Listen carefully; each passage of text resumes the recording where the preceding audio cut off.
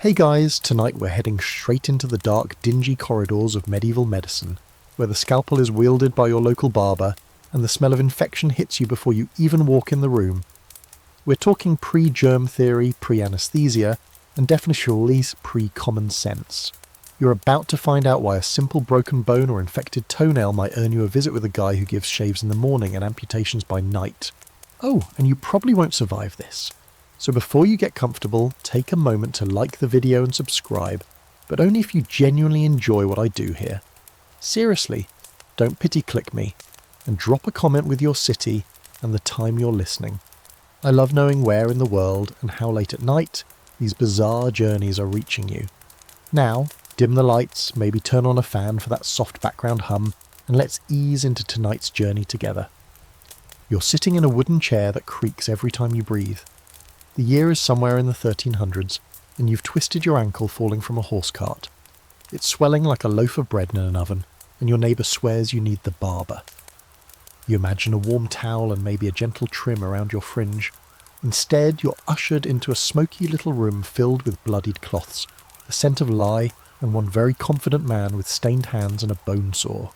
That's because during the Middle Ages, barbers weren't just hairstylists.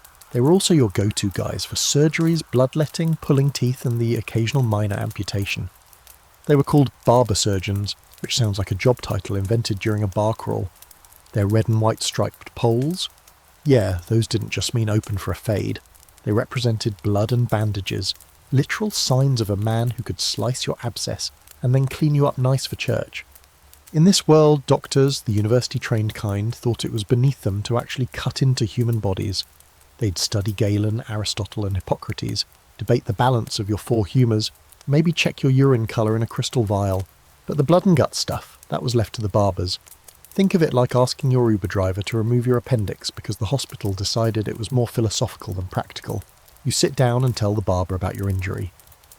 He squints at your foot, nods solemnly, and reaches for his tray of iron tools. There's no sterilisation, no rubber gloves, and certainly no knowledge of bacteria. The blades are sharpened, yes, but also rusted, possibly used on a pig earlier that morning. You want to ask about the last time they were cleaned, but the answer might be never, or worse, with wine and spit. As he gets ready to poke around in your ankle, you notice the small audience forming outside. People love a good live procedure. Medicine is public theatre, and you're tonight's entertainment. He offers you a wooden stick to bite down on. This is your anesthesia, a firm bite, some loud screaming, and maybe a prayer muttered by his apprentice in the corner. You start sweating before the blade even touches you. Now, here's a weird little fact. Some of these barbers weren't all bad. A few were surprisingly skilled, even developing specialised knowledge passed down over generations. But there was zero regulation, no real training protocol, and absolutely no licensing. Your barber surgeon could be a genius, or he could just be a guy who once saw someone else do a surgery and thought, sure, I can do that too. And if you were hoping to live through this, well, no promises. The death rate from infection alone was staggering. Open wounds were prime real estate for festering, and antiseptics weren't a thing yet. Surgeons relied on things like hot oil or fire to seal up your flesh. Spoiler, it didn't help much. This leads to an ongoing debate among historians. Just how common were actual surgical procedures for the average person? Some argue that surgery was rare, reserved only for dire circumstances and battlefield wounds. Others suggest it happened more often than we think, just not in the formal settings we imagine today. Instead of hospitals, people got patched up at home, in inns, or right there on the side of the road. The evidence is scattered, mostly found in illustrations, dusty journals, or by examining skeletons for post-mortem tool marks. So basically, we're not sure how often this horror show played out, but when it did, it was unforgettable. Let's not forget the other side of this. If your barber surgeon actually managed to fix you, your community would treat him like a local hero. Because surviving a procedure in this era wasn't just lucky, it was miraculous. People whispered about the patient, marvelled at the survival, and probably bought the surgeon a round of ale or two. But for most, you either bled out, got infected, or spent the rest of your days hobbling around while your wound slowly killed you. And remember, you're not alone in this fate. Nobles, peasants, knights, everyone was subject to the same bloody fate. No amount of gold could protect you from the dull, sore and dirty hands of your local blade-happy barber. You're gripping the sides of the chair now, sweat drips down your back and the barber mutters something in Latin. Maybe a prayer. Maybe a curse. Either way, he leans in, blade in hand, and says, "This won't hurt much." You wake up in a haze, soaked in your own sweat and lying on a straw-stuffed cot that smells like fermented goat. The ankle. Oh, it's been wrapped in rough cloth that's already soaked through with blood and something yellowish you don't want to identify. The pain is indescribable, like someone's hammering hot nails into your bones with each pulse. The good news? You're still alive. The bad news? You've just checked into a medieval hospital. Or, well, hospital might be a generous term. What you've actually entered is a converted church building run by a few overworked monks and maybe a nun with a bucket. It's overcrowded, unsanitary, and completely lacking in anything resembling actual medical equipment. Beds, if you can call them that, are jammed side by side so close you can hear the next patient's laboured breath. You're not sure if he's snoring or dying. The air smells like human waste, sweat, mould, and something sour that might be infected flesh. This is what passed for healthcare in much of medieval Europe. Medieval hospitals weren't places to heal, they were spiritual way stations, places to comfort the sick and prepare the dying for the afterlife. The whole setup was based more on religious charity than practical treatment. You came here not to get better, but to confess your sins, say your final prayers, and maybe get someone to wipe your forehead before you coughed your last. Nuns and monks handled most of the nursing. Some had basic training, most didn't. The logic was simple. The more suffering you endured, the more your soul was purified. So, yeah. There wasn't much incentive to reduce your pain. If anything, they thought pain brought you closer to God.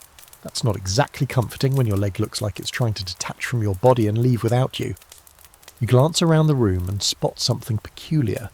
A large wooden cross nailed into the wall and a bowl beneath it filled with what looks like pus. It's probably from wound cleanings or draining boils. Yep, that was just left there. You look away quickly, only to make eye contact with a pale, skeletal man, whispering prayers into the air.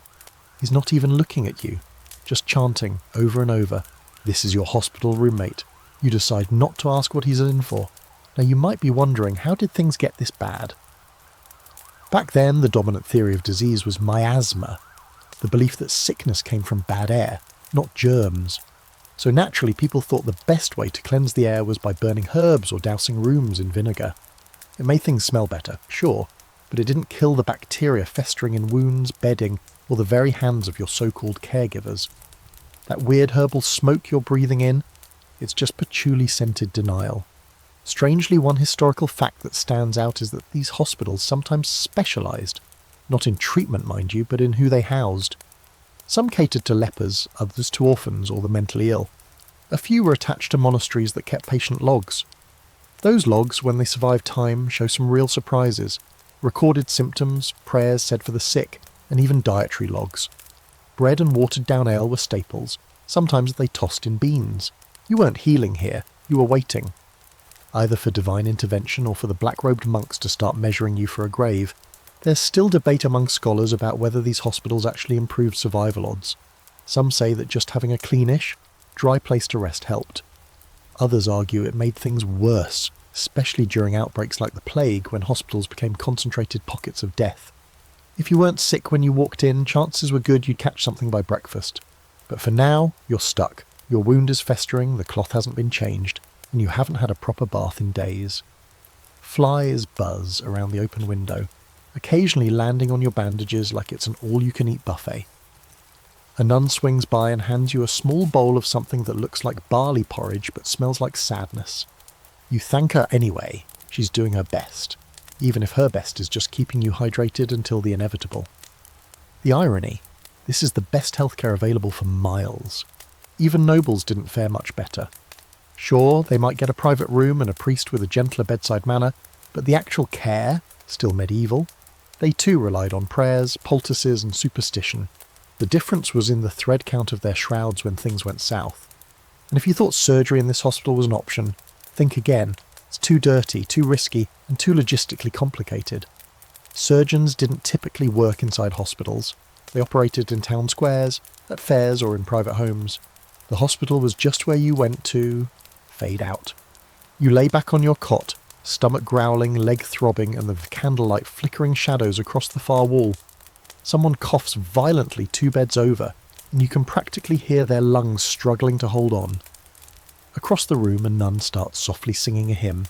It's haunting, but also kind of beautiful in that, welp, this is the end kind of way. Tomorrow they might try to apply a herbal paste to your wound. Maybe it'll contain rosemary or comfrey, believed to speed healing. Or maybe someone will suggest leeches to drain the bad blood. Either way, the odds of walking out of this place with both your life and your leg, not great. You pull the itchy wool blanket up to your chest and close your eyes, trying to focus on the quiet moments, the hymns, the faint breeze through the cracked window, the scent of lavender crushed into the straw by the last patient. This is the Middle Ages, and your survival is now a coin toss with a particularly mean-spirited god. Morning comes with the subtle grace of a boot to the chest. The sun slices through a high, narrow window like a blade of judgment. And the first thing you notice, besides the swelling in your ankle, is the metallic stink of blood hanging thick in the air. It's as if the room has been marinated overnight in suffering. You shift slightly, and the crusty bandage on your leg sticks to your skin with a squelch. Lovely. You're not getting out of this bed today, but that doesn't mean the hospital isn't getting busy. Somewhere nearby, someone screams, short and sharp, then cut off mid-howl, like they either passed out or bit through their own tongue. That's your cue. Something surgical is happening. Curiosity gets the better of you, and with great effort, you hobble over to a cracked wooden partition that barely pretends to be a privacy wall. Peeking through the gap, you see a man. Maybe in his late 30s, maybe younger if you factor in medieval aging, with his shirt removed and one arm strapped down. His forearm is bloated, black at the fingers, and clearly dead. It looks like someone boiled it, left it out in the sun, then hit it with a wagon. Standing over him is the man of the hour. Not a monk, not a doctor, a surgeon, or what passes for one. His tools are laid out neatly on a cloth that's definitely seen better days.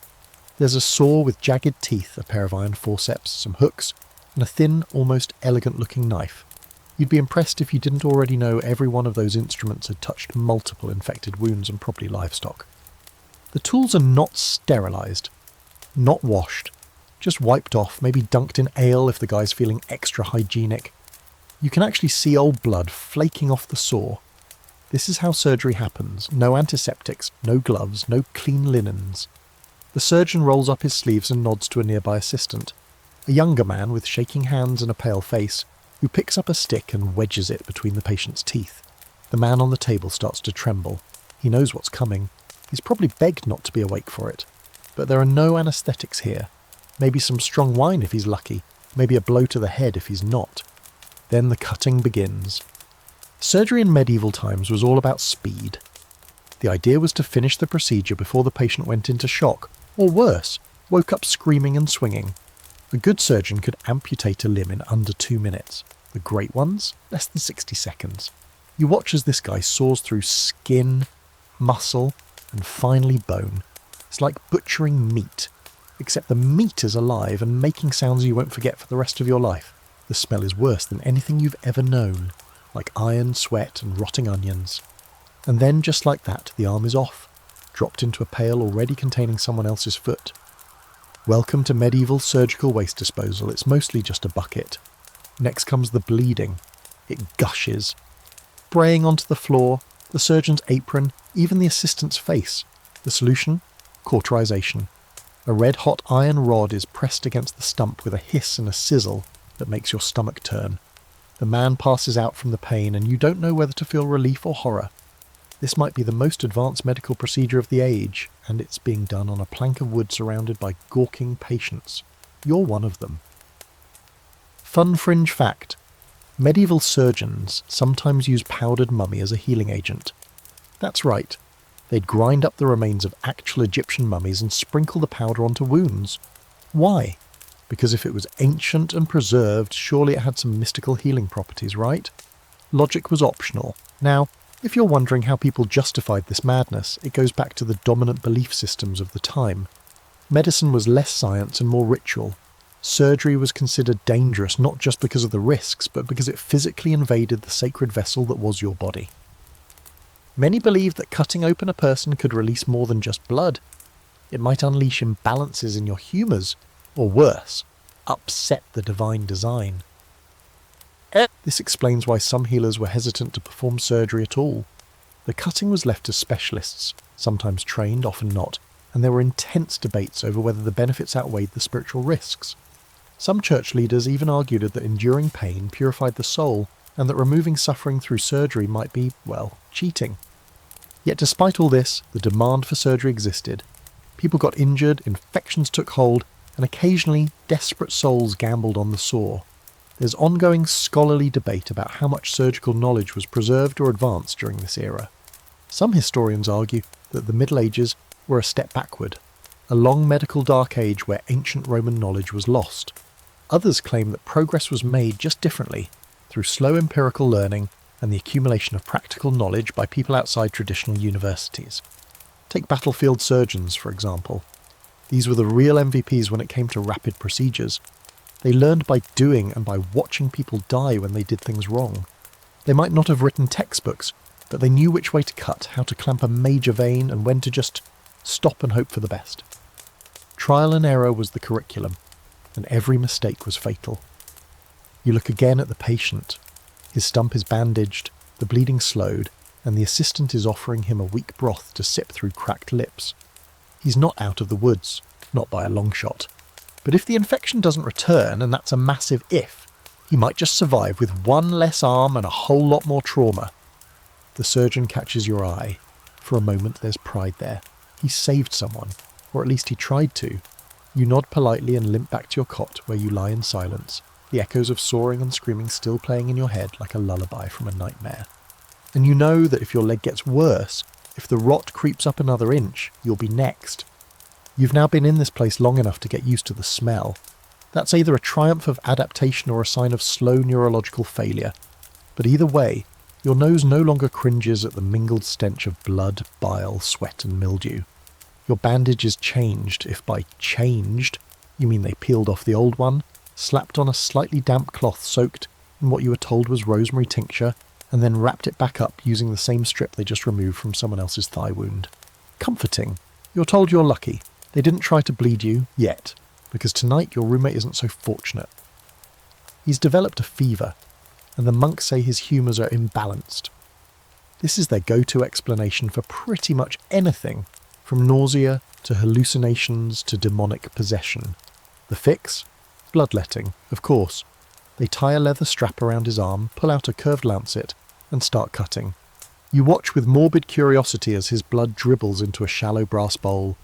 The assistant holds it carefully, eyes wide with reverence.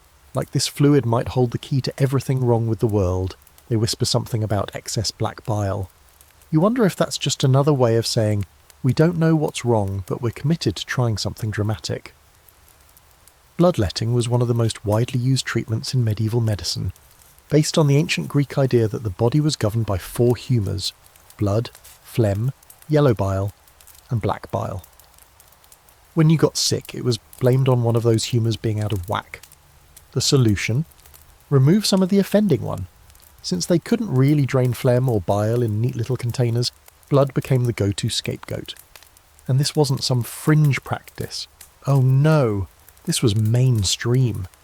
Entire medical careers were built around the elegant art of poking holes in people and watching them get dizzy. Barbers did it, monks did it, even elite physicians recommended it. Some charts told you which vein to open based on your horoscope. Feel feverish under a Sagittarius moon? Time to lance that left elbow vein, my friend. It wasn't just the cutting either.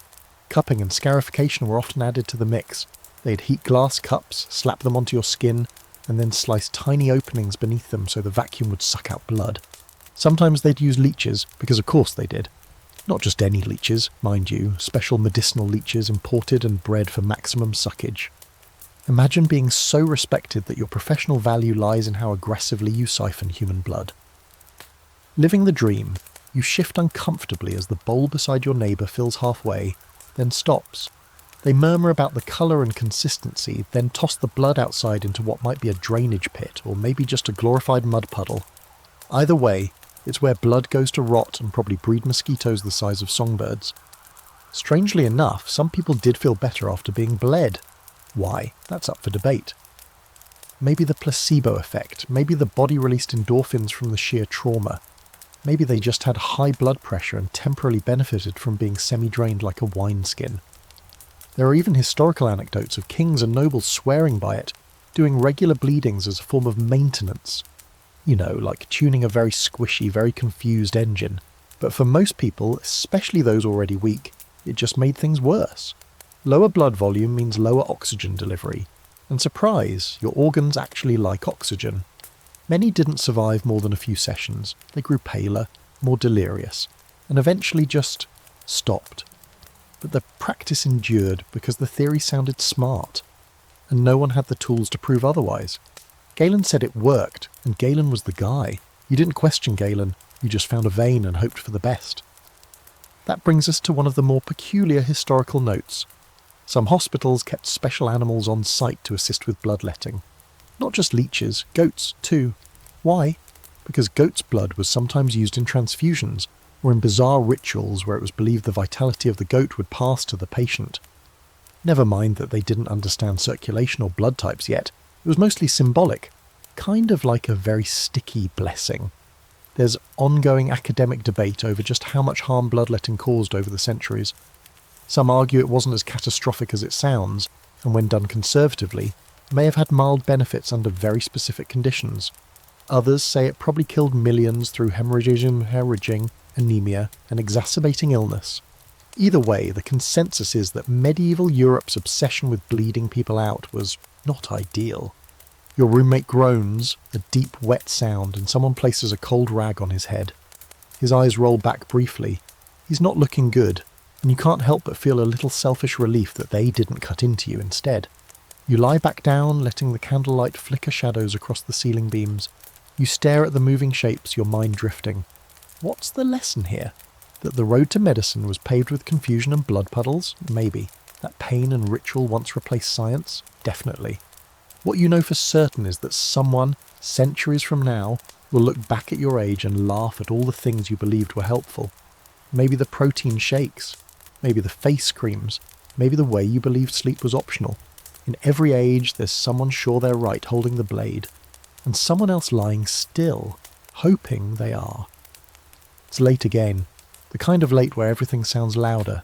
Your own breathing, the drip from that eternally leaking roof tile, and the distant howls of something that definitely isn't a dog.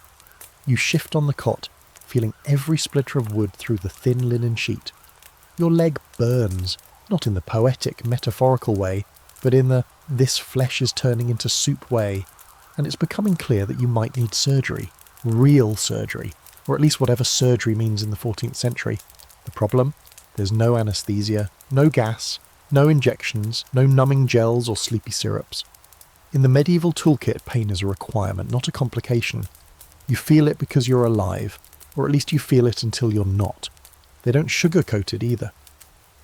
The monk who comes to check on you just shrugs when you ask about pain relief. God watches, he says. That's not helpful.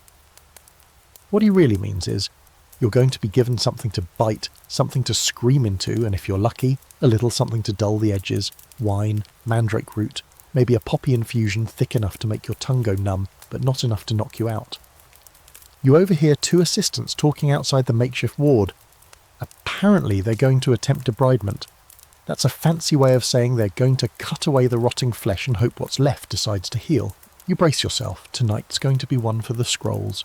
A short while later they carry in a wooden tray. There's the saw again, the thin knife, and a couple of bone hooks. Also a leather strap to hold you down. They offer you the choice of a stick or a rag to bite. You go with the stick. The rag looks like it used to be part of someone's undergarments. They pour a little wine into your mouth, not to anaesthetize you, but to calm the nerves. You gulp it like it's your last drink, which, statistically, it might be. Then the cutting starts.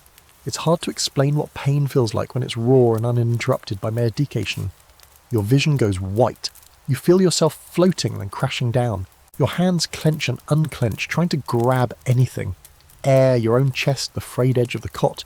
It's not one pain, it's thousands, all screaming at the same time, all coming from the same place.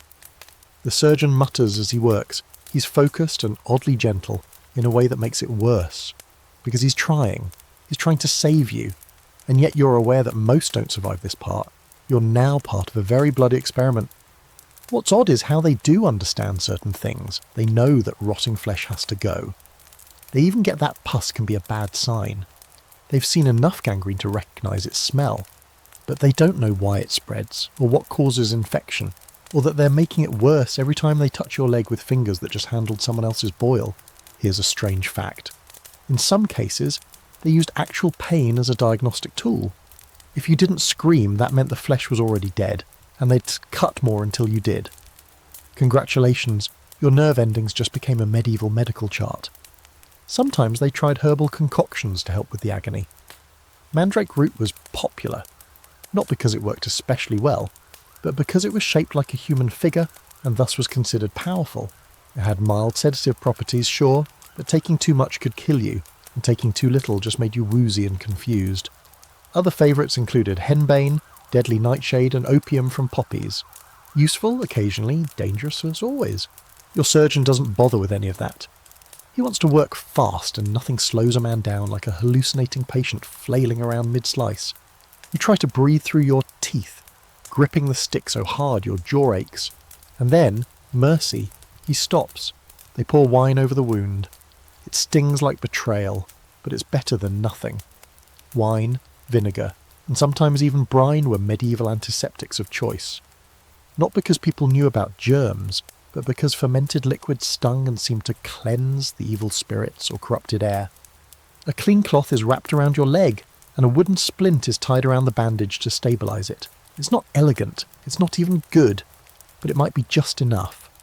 There's a brief moment when everything fades, your head lolls to the side, your eyes half close, and it feels like you're falling backward into sleep. You're not dead. Not yet. Just hovering in that space where pain and exhaustion make you forget what time is. Nearby, someone is singing again, a nun this time, softly, a hymn in Latin. You don't understand it, but the sound is soothing. The surgeon pats your shoulder, says something about a good patient, which in his world just means didn't die screaming halfway through. Here's the truly unhinged part. Anesthesia did exist in some form. Ancient civilizations used it. The Greeks and even some Arab physicians experimented with soporific sponges, rags soaked in a mix of opium, hemlock and herbs, held to the face to induce unconsciousness. But by the medieval period in Europe, most of that knowledge had been lost or dismissed as unreliable. Some feared unconsciousness left the soul vulnerable to demons. Others thought pain was necessary, even beneficial. Because in a twisted bit of logic, if you could endure agony, you must be spiritually strong. That's the scholarly debate that still comes up. Did medieval surgeons avoid anesthesia because they lacked the means, or because of cultural and religious hang-ups? The truth is likely both. Knowledge decayed over time, replaced with doctrine. Pain became part of the procedure, not a problem to be solved. You lie back now, barely aware of the passing time. Your leg is pulsing like a second heart, but it's still attached. That's something. Eventually the surgeon walks away, leaving behind his tools, still dripping. The candle flickers lower, casting long shadows across the room like fingers reaching for something they can't quite touch. You drift again, body shaking but mind oddly calm. You've just survived a medieval operation, and while that doesn't guarantee recovery, it does mean you're one of the lucky few. Assuming, of course, the wound doesn't rot again by morning. You wake up the next morning with your mouth tasting like dried blood and mouldy bread. The pain in your leg is still there, of course. It's a new kind of companion now, not screaming anymore, but humming low and constant like a warning bell you can't shut off. Your whole body feels like it's been wrung out and hung to dry in a thunderstorm. You barely remember most of the night, just flashes, the sore, the smell of burnt flesh, the way your scream broke into a rasp halfway through, but you're here, breathing, conscious, and that by medieval standards is nothing short of miraculous. They feed you at a weak broth, mostly water, with the faintest memory of a turnip floating in it, and tell you not to move too much. Let the healing take hold, one monk mutters, before turning to adjust the poultice on a man whose arm has clearly begun to liquefy. You don't ask questions, you don't want the answers. Later that day, you meet your next encounter with medieval medicine's all-star lineup. Leeches, blistering agents, and balms, made from things that probably shouldn't be anywhere near human skin. The monk tending to you carries a small clay pot. He opens it carefully, revealing a greasy mixture that smells faintly like rancid garlic and vinegar. He explains it's a drawing balm, meant to pull out poisons from the wound. You watch, half horrified, as he slathers it directly onto your inflamed leg. It burns. You grit your teeth and taste blood again. The recipe, some combo of pig fat, crushed onion, maybe a touch of honey or turpentine, depending on what's available.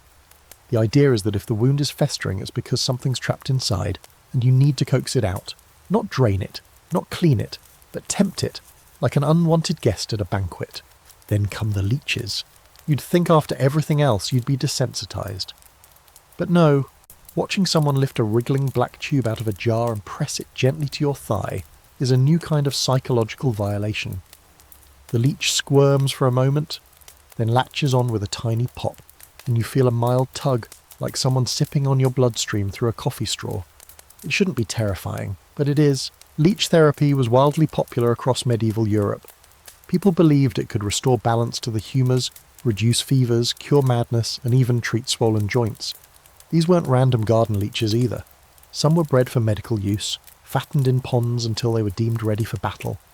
They were placed with surgical precision along veins near joints or directly on wounds to encourage circulation or reduce bad blood. Sometimes they were used in less conventional places. If you can imagine it, someone probably leech-treated it. Strangely, the practice wasn't entirely ridiculous. Modern science has shown that leech saliva contains anticoagulants and vasodilators, meaning it does help improve blood flow and prevent clotting, especially in reattachment surgeries. But back then, they weren't thinking about enzymes. They were thinking about harmony, symbolism, getting back in sync with the body's mysterious inner music. While the leech does its thing, another assistant approaches with a small iron tool and a jar of what looks like pale yellow goo. He tells you it's a blistering agent, meant to raise boils that can draw out illness. You try to decline. He insists. The salve is smeared on your arm and covered with a patch of rough linen. Within minutes, your skin itches, burns, and then bubbles into angry welts. It's miserable, and, in your case, utterly pointless. The logic behind blistering was the same as bleeding. If your body is sick, open it up. If you can't open a vein, open the skin, raise a blister, drain it, and voila, poison gone. Some thought the blisters themselves were disease trying to escape. Others just liked having a visual cue that the treatment was working. The more dramatic the wound, the more convinced everyone was that healing must be on the way. It didn't stop at blisters either. Cauterization was still on the table, literally. That meant hot irons, powdered lime, or burning oils applied directly to wounds, not to sterilize but to seal and rebalance the corrupted area. If you weren't charred, you weren't cured. There were even practitioners who specialized in blistering and branding. Their tools were custom-made for scarring specific areas to target various organs. Pain, once again, was not a side effect, it was the point. Now, here's your fun fringe fact of the night. Some medieval physicians believed that applying mashed-up emeralds to wounds could promote healing. Not just because emeralds were expensive, but because green was seen as a colour of life and restoration. So yes, if you had the coin, someone might grind up precious gemstones and rub them into your flesh, fully believing they were helping. There's still scholarly debate about how widespread this sort of treatment actually was. Some argue that the use of leeches and blistering agents was exaggerated in historical texts, more symbolic than literal. Others say it was far more common than we've documented, especially in rural areas where formal surgical intervention wasn't an option. The truth probably lies in between, a patchwork of methods, part folklore, part desperation, all wrapped in centuries of guesswork. By the time they remove the leech, it's fat and sluggish now, you're lightheaded, nauseated, and vaguely wondering if any of this is working. The poultice has hardened like glue, the blisters have crusted, and your entire leg feels like it's been involved in a low-budget medieval crime drama. Still, you're not dead, and weirdly, the wound doesn't look worse. You drifted off again as night falls, the last thing you hear being a soft argument in the corridor. One monk is insisting that someone's fevered dreams are caused by a build-up of choler, while another is blaming a cursed wind that passed through town last week. You almost laugh, almost, but the pain holds the laughter in. Tonight you sleep with leech marks on your thigh, blister paste on your arms, and your leg wrapped in a grease and wine-soaked rag. You dream of emeralds, fat worms, and fire. And somewhere in that darkness, you know, this is medicine now. You wake to the unmistakable sensation of something crawling across your foot. You jolt up, eyes wide, and catch a flash of glossy black disappearing into the straw-stuffed mattress. A rat. Or maybe a beetle the size of a rat. Honestly, it's hard to tell anymore. Either way, it's a new low, your leg's still attached somehow. The poultice has crusted into a shell and the wound underneath it itches like 1,000 ants are hosting a bonfire dance party under your skin. A good sign, they tell you. Itching means healing, or infection, or possibly both, depending on which monk you ask, and how recently they've read Pliny the Elder. Day's treatment menu? Herbs. Lots of herbs. Your newest caregiver, a broad-shouldered nun with the confidence of someone who has definitely held down a screaming night while stitching his belly shut, pulls up a stool beside you and lays out her tools, a mortar and pestle, a sharp dagger, and a pouch that smells like a spice merchant's fever dream. You recognise some of the ingredients, others look like moss someone scraped off the monastery walls, and one of them, yep, that's just a live spider. Welcome to the more natural side of medieval medicine. Unlike the barbers and battlefield sawbones, herbalists were often women, wise women, midwives, village healers, though you'll rarely find their names written down. Most weren't officially trained, because, well, women weren't allowed into medical universities, but they learned by watching, helping and collecting recipes passed down orally, or scrawled on scraps of parchment that smelled suspiciously of sheep. The nun takes a small clay bowl and begins grinding a mix of garlic, honey, and marigold petals. She adds wine, because of course, and stirs it into a gloppy yellow sludge. It doesn't look promising, but she seems very sure of herself, which is oddly comforting. She leans in and starts applying it to your wound, gently now, humming as she works. It stings at first, but then cools, and you exhale without realising you are holding your breath.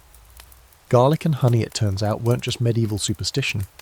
Modern science has found both have antimicrobial properties. So yes, sometimes by sheer dumb luck or stubborn tradition, these treatments did help.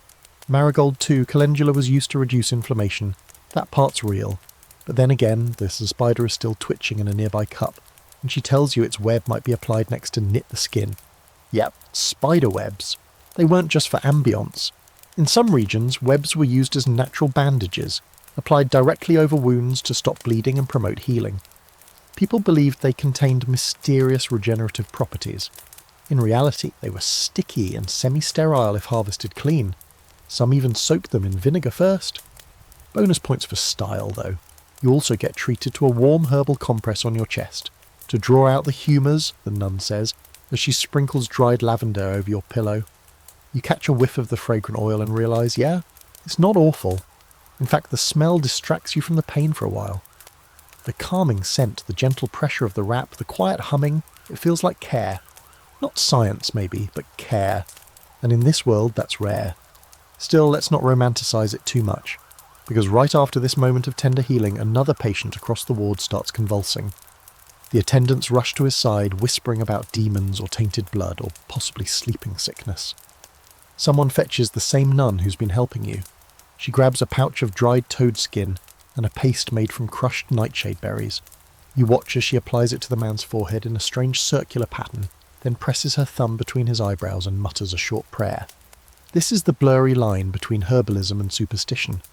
The belief wasn't that herbs simply healed, it was that they aligned the body, the soul, and the unseen forces around you.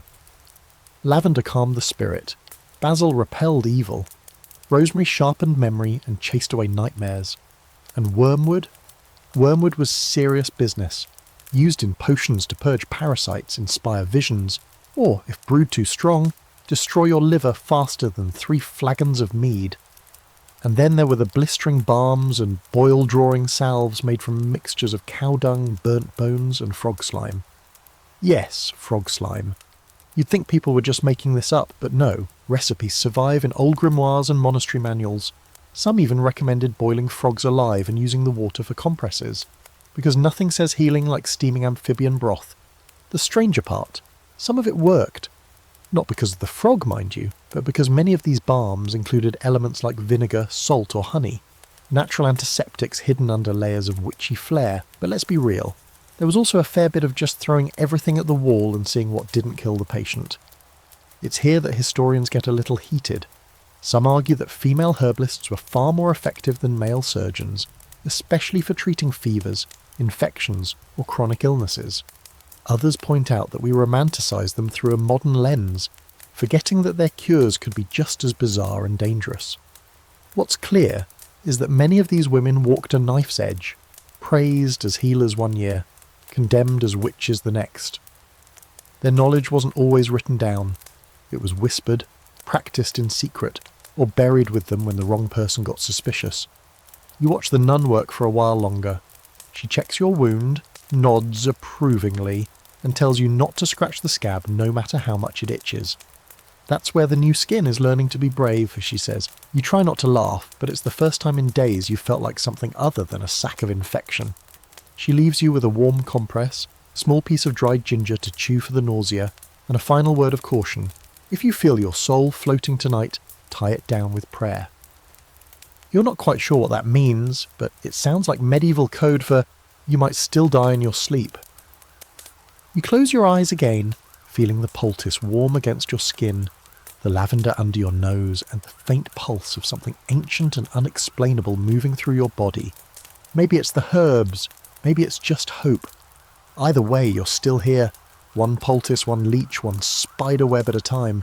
You're feeling better. Not good exactly. There's still a certain whiff of decay about your lower leg that raises questions. But you're upright, mobile, and no longer hallucinating about talking frogs. That's progress. Your appetite has returned too, which is how you find yourself at a wooden table outside the ward, gnawing on something that might be dried fish or very ambitious leather. Around you, other patients are limping, coughing, or mumbling prayers. This is what passes for recovery. It's not triumphant, it's more of a cautious truce between your body and whatever was trying to kill it. But you can't avoid the next step forever. The surgeon is watching you. He sees your limp, your dragging foot, the way your leg still trembles when you put weight on it. Eventually he approaches, tools in hand, and says those words you've been dreading. We may need to take it. And by it, of course, he means the leg. Amputation in the medieval world isn't rare. It's more like the backup plan for when things get too gangrenous to ignore. It's brutal, yes, but sometimes it's the only move left. Remove the infected part or let it poison the whole system. There's no antibiotics, no sterile field, and certainly no concept of a post-op infection rate. The odds are abysmal. The pain, legendary. But sometimes, miraculously, people survive. And that's more than you can say for a lot of other treatments. The decision isn't made lightly. You overhear the surgeon consulting with one of the monks. They talk about the smell, the colour of your wound, the temperature of your foot. Someone brings over a bucket of water and towels, the table is wiped down, a crowd begins to form, quiet, respectful, but unmistakably intrigued. Surgery, after all, is theatre. And you're the headline act. They prep you by offering wine, not the watered-down stuff they usually serve, but a strong spiced red that hits your tongue like fire. You drink until your head swims, but not so much that you lose consciousness. That would be ideal, but they need you to stay just alert enough not to choke on your own tongue. A leather strap is cinched around your thigh, tight enough to make your toes tingle. They call it a tourniquet. It's supposed to minimise blood loss. Whether or not it works depends heavily on how fast the surgeon is and how lucky your arteries feel today. Then the assistants appear, each grabbing one of your arms. Not for comfort. No, they're there to hold you down. You're about to be sawed open while fully awake, and no one trusts that you won't try to escape halfway through. The surgeon gives you a look. It's not cruel, it's resigned. He knows this might be your last moment of clarity. He nods, then presses the saw against your skin. The first cut is through the muscle. It's quick, ragged, and sends a lightning bolt of agony through your entire body. You thrash, or try to, but the assistants hold firm. Your mouth opens, but no sound comes out at first, just air and blood and disbelief. Then the scream comes, high, raw, involuntary. It feels like it tears your throat. The saw grinds deeper, now hitting bone. The vibration travels up your spine. You bite down on your own tongue hard enough to draw blood. Time becomes a warped, meaningless thing. It stretches, bends, and coils around the moment like a serpent squeezing the air out of your lungs. And then it's done. The leg is gone. The stump is cauterized with a red-hot iron, pressed against your bleeding flesh until it sizzles and smokes. The smell is impossible. Worse than death, worse than rot, it's the smell of your own body betraying you. The pain is no longer sharp, it's a full-body burn, like you've been plunged into fire. And somehow you don't pass out. That part is almost offensive. They wrap the stump in a thick cloth soaked in wine, then tie it off tightly. Someone places a damp cloth on your forehead. Another person offers you more wine, which you spill all over yourself because your hands won't stop shaking. There's applause from the spectators. Not enthusiastic, more of a polite nod toward the act of surviving the unsurvivable. Here's something that'll make your eyelid twitch. Medieval surgeons sometimes kept the amputated limbs to study. Not scientifically, more like grim trophies or case studies. Some even attempted to use the bones to divine medical omens. This one's clean, they might say, holding up your femur. Clearly the sickness hadn't spread. You know, in case you wanted your leg to be your legacy. Oddly, there are records of people surviving amputations and going on to live reasonably decent lives. Wooden prosthetics were a thing. Clunky, painful, and about as comfortable as strapping a chair leg to your thigh. But they existed. Some even had hinges or carved handles. One German knight famously returned to battle with a full iron arm, outfitted with attachments for swordplay. Medieval Iron Man, basically. Still, historians argue over just how survivable these procedures really were. Some claim that amputation had a higher success rate than we assume, especially when performed quickly by skilled hands. Others insist most patients died of shock, infection, or blood loss within days. It's hard to know, since death wasn't always recorded in the kind of detail we'd like. Sometimes all you get is a note like, "Patient was spirited, died shortly thereafter." You're not dead though, not yet. They move you back to your cot, laying you on your side, propping up your stump with a pillow that smells faintly of garlic and old sweat. You feel less than whole. Not just physically, emotionally too.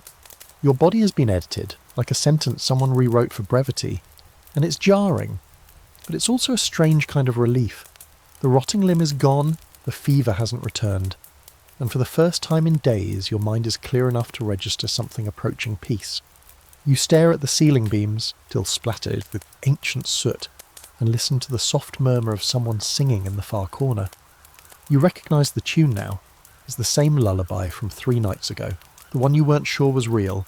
This time you hum along, off-key but alive. It's been a week since the amputation. Maybe more. You've lost track of the days. Time moves differently now, a mix of strange lucidity and bone-deep fatigue. Sometimes you wake up drenched in sweat and certain the wound is festering. Other times you feel almost human again. Your appetite is back in full force, which is good news considering one of the few indicators of survival in a medieval hospital is whether you can stomach broth thick enough to stand a spoon in. The stump hurts, of course. It hurts like someone keeps jabbing it with a poker every time your heart beats. The bandages are changed daily now, which is both comforting and horrifying. Comforting because someone is paying attention. Horrifying because you've now seen the full spectrum of medieval wound dressings, and most of them involve substances you wouldn't even feed a goat. Today's poultice features ground barley, egg whites, and, because the nun insists it wards off corruption, a pinch of powdered bone.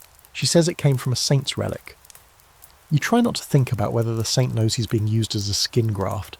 Still, you're improving, and that's more than can be said for many in the room.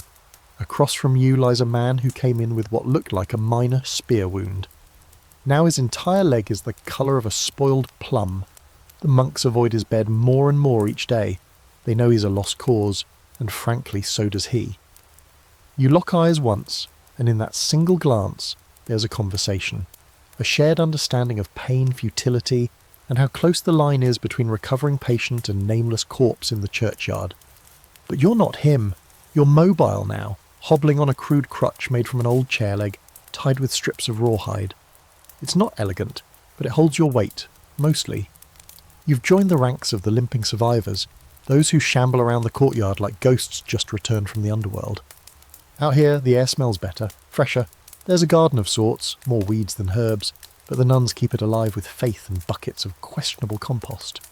You sit beneath a twisted tree and watch as one of them plucks a sprig of sage, muttering a prayer as she tucks it into a pouch at her waist. It's strangely soothing to know your medicine grows from dirt and prayer. Equally terrifying too, if you really think about it. You've heard stories now, first-hand accounts from the other patients, fellow victims of blades and boils and arrows gone wrong. One man tells you he survived a jaw surgery performed by a travelling surgeon who specialised in head wounds. Specialised meaning he had a slightly less dull knife than the next guy. They sliced open a cyst the size of an apple. No painkillers, no cleanliness, just a block of wood to bite, and a few strong men to hold him down. He lost 3 teeth and half his hearing. But he's alive, and in this world that counts as success. Another woman, older, says she once helped a chirurgeon remove a musket ball from a knight's shoulder using a long iron spoon and hot wine. He screamed so hard he burst a blood vessel in his eye, she says, smiling faintly. Married me 2 weeks later. You're not sure whether she's joking or tragic or both. That's kind of the theme around here. It's easy to forget, in the shadow of your own suffering, that medieval surgeries weren't always in hospitals. Often they were done on the battlefield. There it wasn't about precision or prognosis. It was triage in the most brutal sense. If you were too hurt to fight again, they amputated. If you were too far gone, they left you. Wine was your antiseptic, and sometimes your only anaesthetic. Linen bandages were ripped from shirts, and tourniquets were made from belt straps. They worked fast, not because they wanted to, but because they had no other choice. Delay meant death. Hesitation was a luxury no one could afford. And yet, some battlefield surgeons became legends. There are records of certain sawbones who could amputate a limb in under 30 seconds. They were revered, feared, yes, and often completely insane. One even had carved tally marks into the side of his blade, notches for each limb taken, like a grim ledger of his expertise. You wonder sometimes what your own surgeon has seen. He doesn't talk much, but there's a weight to him. A calmness that doesn't come from faith. It comes from familiarity. He's watched too many people die to be shaken by a single leg. To him, your survival isn't a miracle. It's a mild surprise, a blink in the ledger.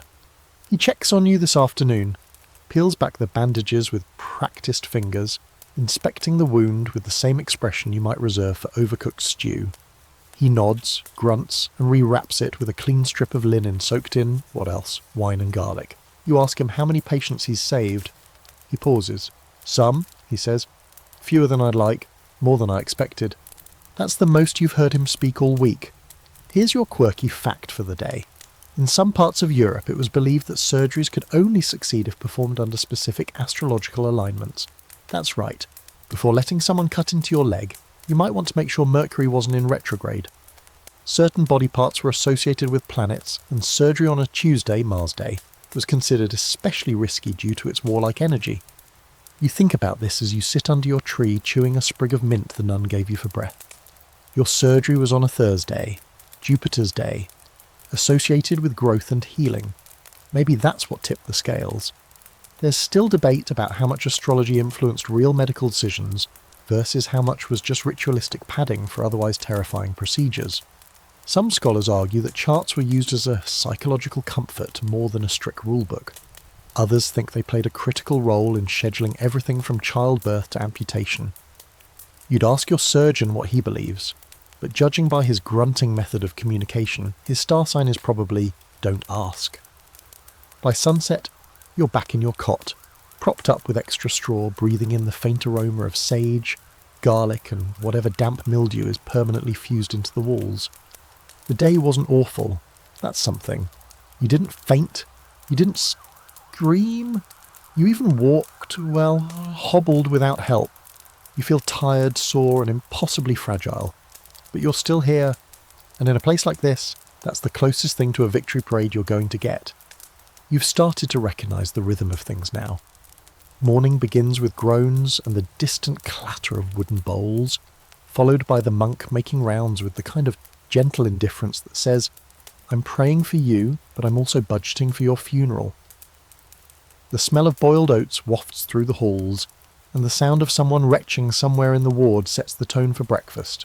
This is stability, in its own deeply questionable way, but you've learned not to expect comfort, only routine. Today, though, there's a shift in the air.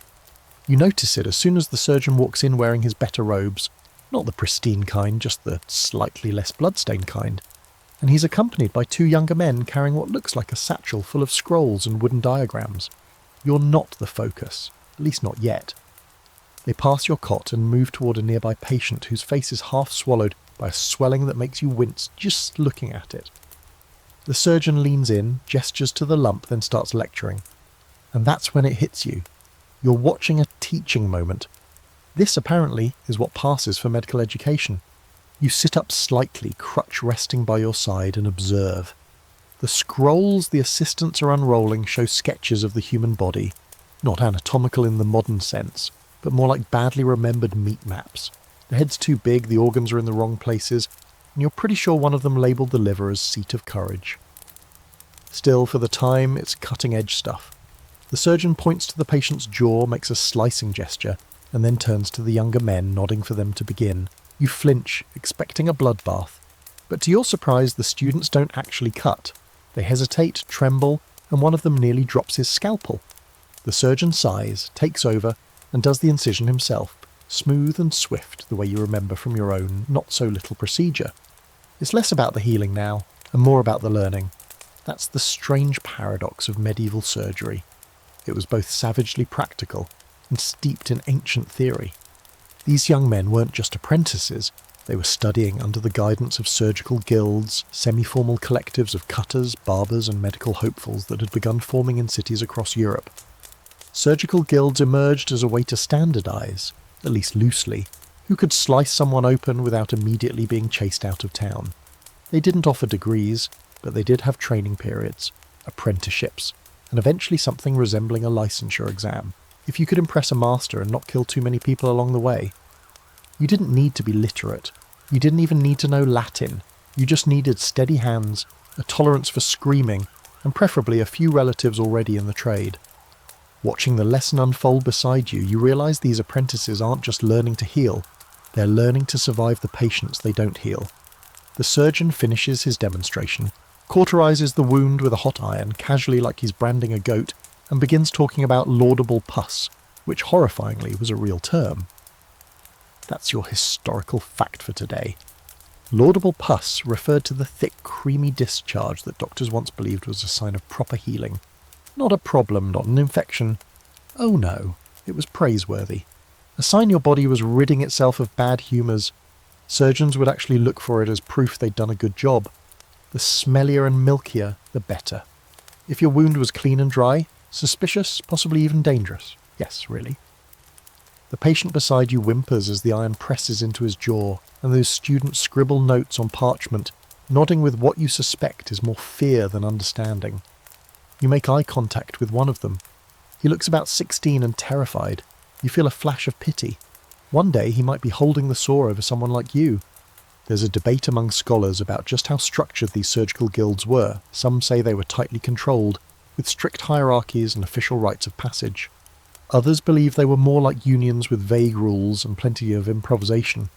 What's clear is that they played a crucial role in transforming surgery from something done in alleyways and fairgrounds into a semi-legitimate profession.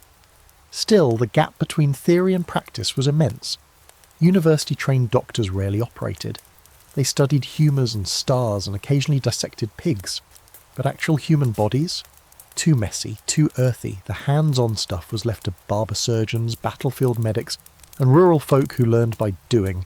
And failing. A lot. You watch as the apprentices carefully rewrap the patient's jaw, now oozing with, well, let's just call it laudable and move on. The patient is given a sip of wine and a slap on the shoulder, as if to say, try not to die before morning. Then they move on, down the hall, repeating the ritual with another poor soul and another curious swelling. Back at your cot, the nun checks your bandages, nods approvingly, and hands you a small piece of bread spread with goose fat. For strength, she says. You eat it slowly, watching the shadows of the surgical crew fade into the far end of the hall, already absorbed in the next case. One of the apprentices glances back at you before they disappear. It's the same look you gave your surgeon the day he said your leg had to go. That moment when a human face becomes a canvas of doubt, fear, and the desperate need to believe someone knows what they're doing. You lean back, exhale, and stare at the rafters overhead. Medicine is changing, slowly, painfully, through trial, error, and a whole lot of unnecessary pus. But it's changing, and you, miraculously, are still around to witness it. The day starts differently. There's a heavy fog rolling in from the marshlands, clinging to the windows like cold breath on glass. You hear bells ringing. Not the usual low chime marking prayer or mealtime, but a sharper, more urgent clang. It rattles through the halls, drawing people toward the chapel like iron filings to a magnet. You catch a few murmurs as they pass. Someone's been brought in wearing a strange mask, a beak they say, like a bird, but not a real bird. You hobble to the doorway with your crutch and catch a glimpse, a tall figure in a long dark robe gliding through the corridor like a shadow with purpose. The face is covered by a long curved beak mask and circular glass eyes that gleam with eerie calm. Children cry. A monk crosses himself and quickly ducks away. You've heard of them before, of course, everyone has. The plague doctors. These aren't doctors in the university-trained sense, though some claim to be. They are more like hired survivalists. Men brought in by city councils during outbreaks, paid a flat fee, or in some cases, paid up front and buried soon after. Their job is to treat the sick, count the dead, and sometimes just be a warm body in a cold room so people don't die completely alone. The mask is the most iconic part. It's not just for show. Inside the beak is a mix of herbs, spices, and dried flowers. Lavender, rose petals, mint, maybe even camphor. The theory that sweet-smelling things can protect the doctor from miasma, the foul air believed to carry disease, so the beak becomes a kind of portable perfume shield. Whether it worked or not is, well, debatable. Actually, no. Scratch that. It didn't work. At all. But it felt like protection. And in a world with no understanding of bacteria or contagion, the beak mask was a rare moment where style met medical superstition with horrifying flair. The robe is waxed leather or oilcloth meant to repel bodily fluids. Gloves, boots, and a cuff complete the outfit. The staff's for keeping distance, pointing, poking, or directing patients without getting too close. The full ensemble turns the plague doctor into something otherworldly, a mix between a priest, a crow, and death itself on his day off. He passes you without stopping. You feel the cold air swirl in his wake. The scent from the beak, mint and rot, lingers longer than he does, and you notice something that makes your skin crawl. He doesn't seem to be looking at anyone. Not really. Just observing, counting, estimating how long before the next cart comes through to collect the bodies. There's been a new case of plague in the village, apparently. A boy brought in with the telltale swellings in his armpits and a neck. Buboes, blackened fingertip, fevered muttering about crows and fire. You hear a nun whisper, "God help him," and you know what that really means. No one else can. And here's your historical fact for the day, something you can't quite unknow once it's in your head. Most of these plague doctors weren't expected to cure anyone. They were record keepers, witnesses, occasionally executioners if things got too bad. Some carried death certificates, others helped quarantine entire families, nailing boards over doors and windows while the coughing grew weaker inside. Some were volunteers, others were conscripts. None lasted long. Their treatments ranged from ambitious to absolutely unhinged. Bloodletting, of course, because why not bleed a plague patient just for the heck of it? They also tried lancing the buboes, draining the foul-smelling pus into a bowl and then applying a poultice of dried figs and onion. Sometimes they placed a dead pigeon on the swelling. Not a cooked pigeon, a fresh one, because according to popular theory, the bird would absorb the poison from the body, acting like a sponge with feathers. If the bird died quickly, it meant the treatment worked. If it didn't, well, maybe you just needed more pigeon. Fringe fact time. In one region of Europe, it was believed that carrying a small cloth soaked in human urine could ward off the plague. Not applied to the body, just carried, like a disgusting talisman. People believed it neutralized miasma. Historians still debate whether this was superstition or just an elaborate prank that got out of hand. But it happened, and probably smelled worse than the actual disease. You get word later that the boy didn't make it. He was dead before sunset. They wrapped his body in a shroud and carried him out the back. The plague doctor followed, not saying a word, not offering comfort, just making notes with a charcoal stub in a ledger already full. The mood in the ward shifts. People begin to whisper again. Is it returning? Is this the start of another wave? Last time it emptied the village in 3 weeks. The dead were stacked in trenches sprinkled with lime and forgotten. One woman tells you she saw a man cough once, and within 3 days he was nothing but bones in a ditch. People left offerings at crossroads, bread, coins, bits of hair, trying to appease whatever foul spirit had loosed the sickness. None of it helped. There's debate among modern scholars about how much plague doctors actually accomplished.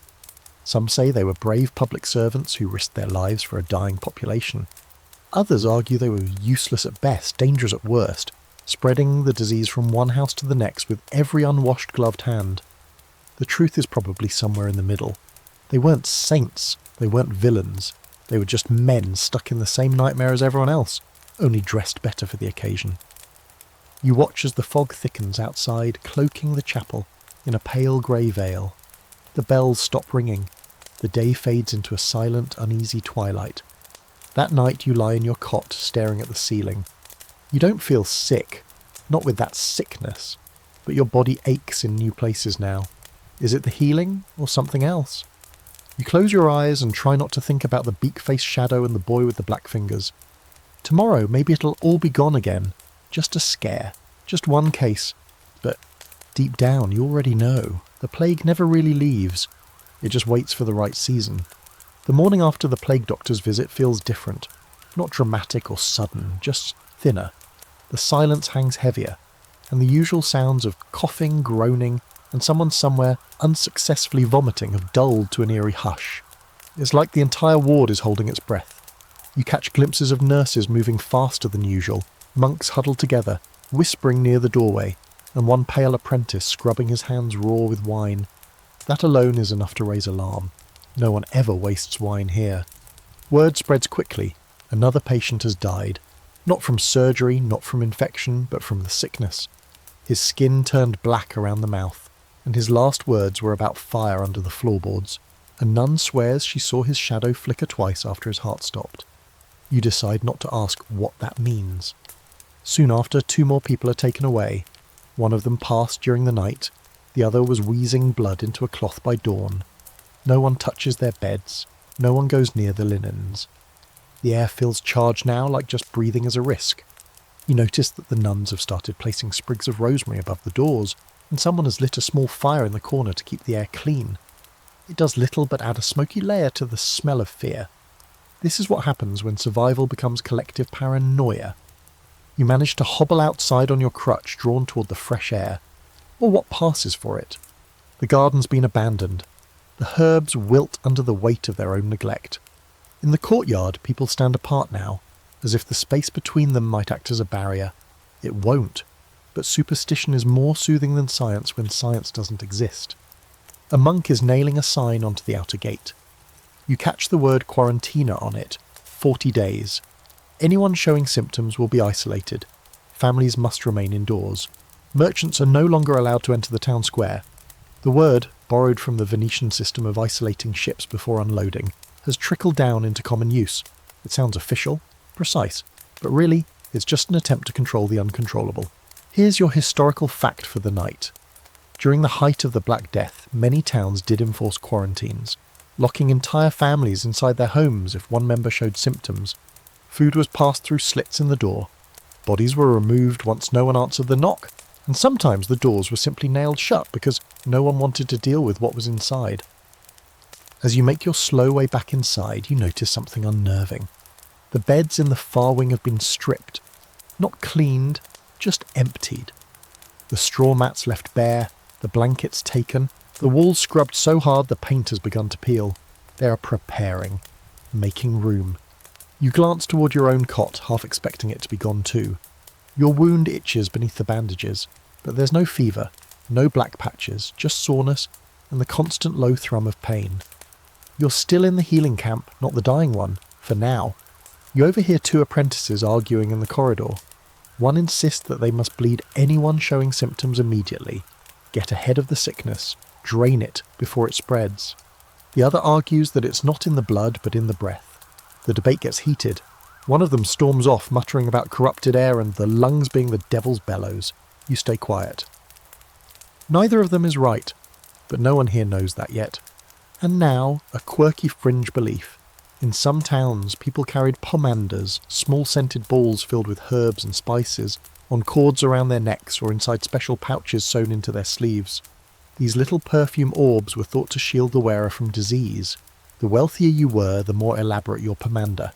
Some even had compartments that could be opened and closed depending on how dangerous the smell outside was. Fashion meets fear, with a touch of cloves. Back in the ward, things have changed in subtle but unmistakable ways. The nuns no longer pause to chat. They move quickly, heads down, sleeves drawn over their mouths. Food is delivered in silence. The surgeon doesn't visit today. His tools remain on a high shelf untouched. You can hear him arguing with someone behind a closed door, his voice low but strained. You catch snippets. Containment. Too late. Nothing more we can do. Your stomach sinks. There's also a new patient, young, pale, carried in on a stretcher and placed in the farthest corner of the room, isolated behind a makeshift curtain. No one speaks to him. No one gets close. He lies motionless, only the faint rise and fall of his chest indicating he's alive. You can't see his face, but you don't need to. The posture of the people around him tells you everything. He's the warning. That night, the nun who's been tending to you leaves a cloth soaked in rosemary and vinegar beside your cot. "Breathe through it," she says. "It helps." You don't ask her how she knows. You just nod and press it to your face. It smells sharp, earthy, like someone tried to boil the garden and serve it as a drink. You inhale deeply anyway, and then you hear it. Soft at first, then growing louder. The rattling wheels of a cart rolling down the stone corridor. You've heard it once before, back when the boy died. This time there's more than one body on it. They pass your cot with careful silence. Just bumps beneath the shrouds. The cart creaks, groans, and disappears down the hallway. You listen until you can't anymore.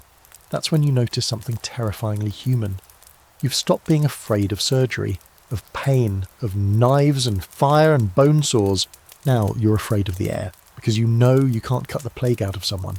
You can't bleed it or burn it or leech it away. You can only wait, and pray, and breathe a little shallower each time someone coughs. You lie awake most of the night, listening. No singing this time, just footsteps, whispers, and eventually silence. That's the sound of a ward preparing to collapse. Sleep, when it finally comes, is like slipping beneath the surface of a murky pond, quiet, still, and tinged with dread. You dream of fire and feathers, a black-beaked mask staring through smoke, and bodies stacked like kindling. You wake to the muffled sobs of someone down the hall. Your leg throbs. The bandage is damp. Whether it's wine, sweat, or something worse, you can't tell anymore. You glance toward the curtain that hides the plague patient. It's drawn tighter today. Not a good sign. They're trying to contain it, of course. Doors are locked, visitors barred. Anyone coughing is sent outside to get fresh air, which, in this case, means exile. The monks burn incense in every corner, and the nuns walk around with little bundles of herbs clutched to their robes like holy charms. A new layer of fear has settled over the ward, and it isn't fear of death exactly. It's fear of dying badly, of dying alone, or worse, of dying wrong. You hear someone say the word cauterize and feel your stomach knot. Again, you try not to draw attention, but a nun approaches your cot mid-morning with that too calm expression that only ever means trouble. She says your wound looks untrustworthy, that it's redder than it should be, that it might be harbouring the wrong heat. You know what's coming, and sure enough, within the hour they've wheeled out the brazier. Cauterization. It's not your first time, but that doesn't make it any better. They pull back the bandages.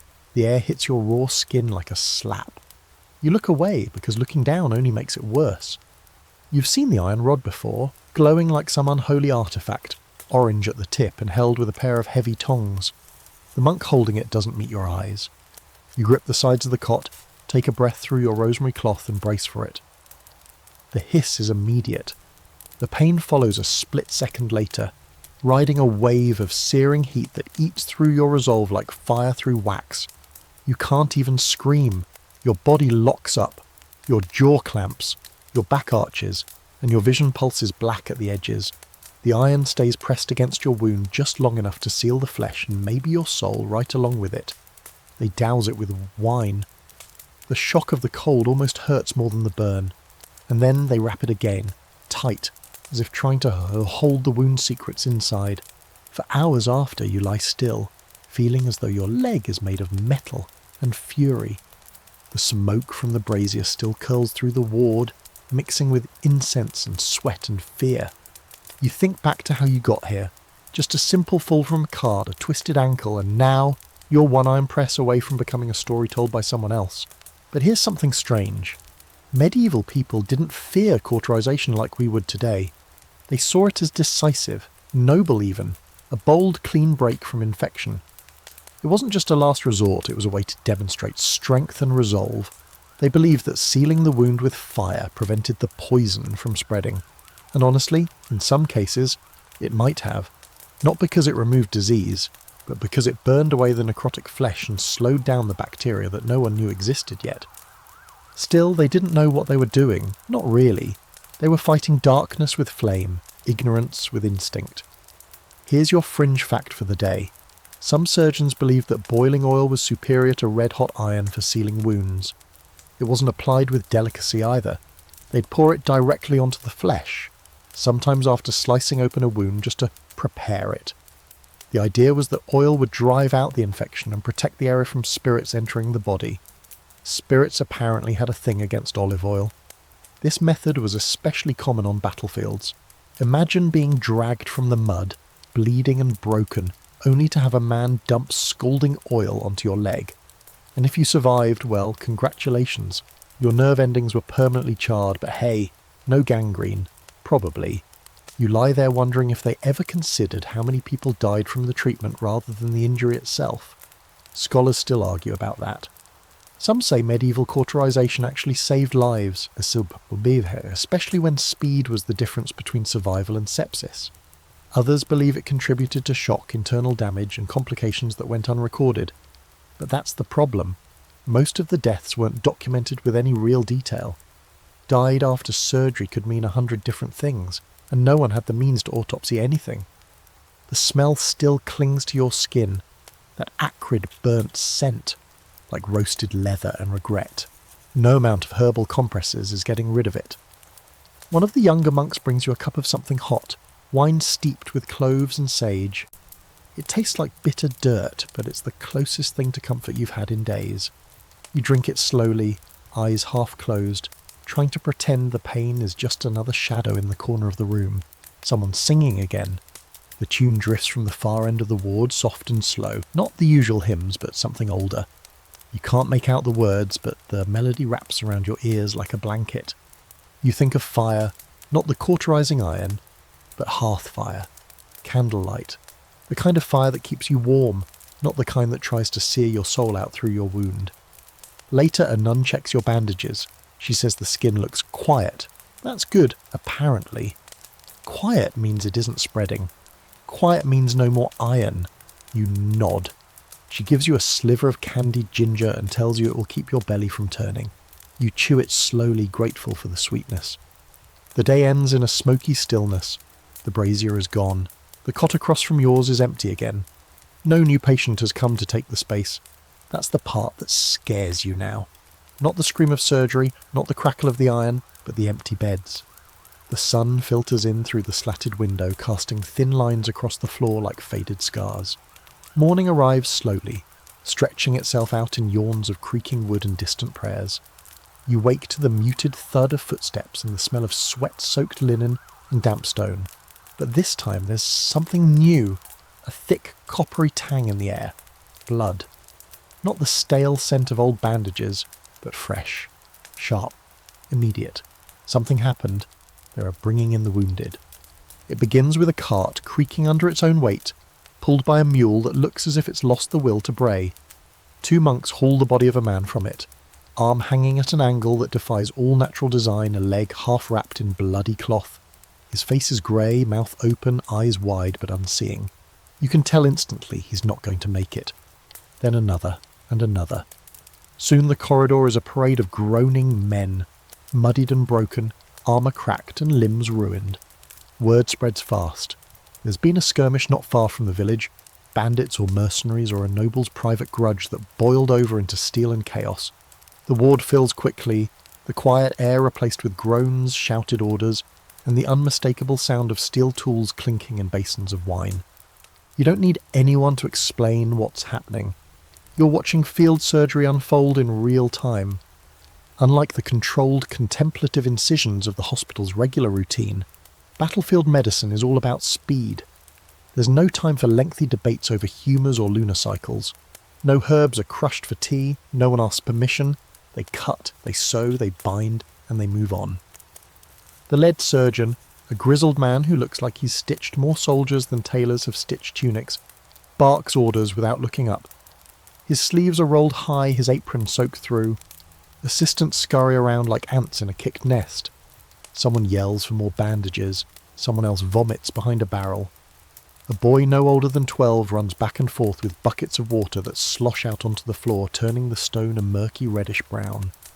You watch as they work on one poor soul whose entire thigh has been torn open, possibly by a blade, possibly by something worse. They don't even attempt to clean the wound. The surgeon plunges a hand into the mess, mutters, "Bones gone," and reaches for the saw. The man doesn't scream. He's already gone somewhere far away, eyes rolled back, breath short and quick.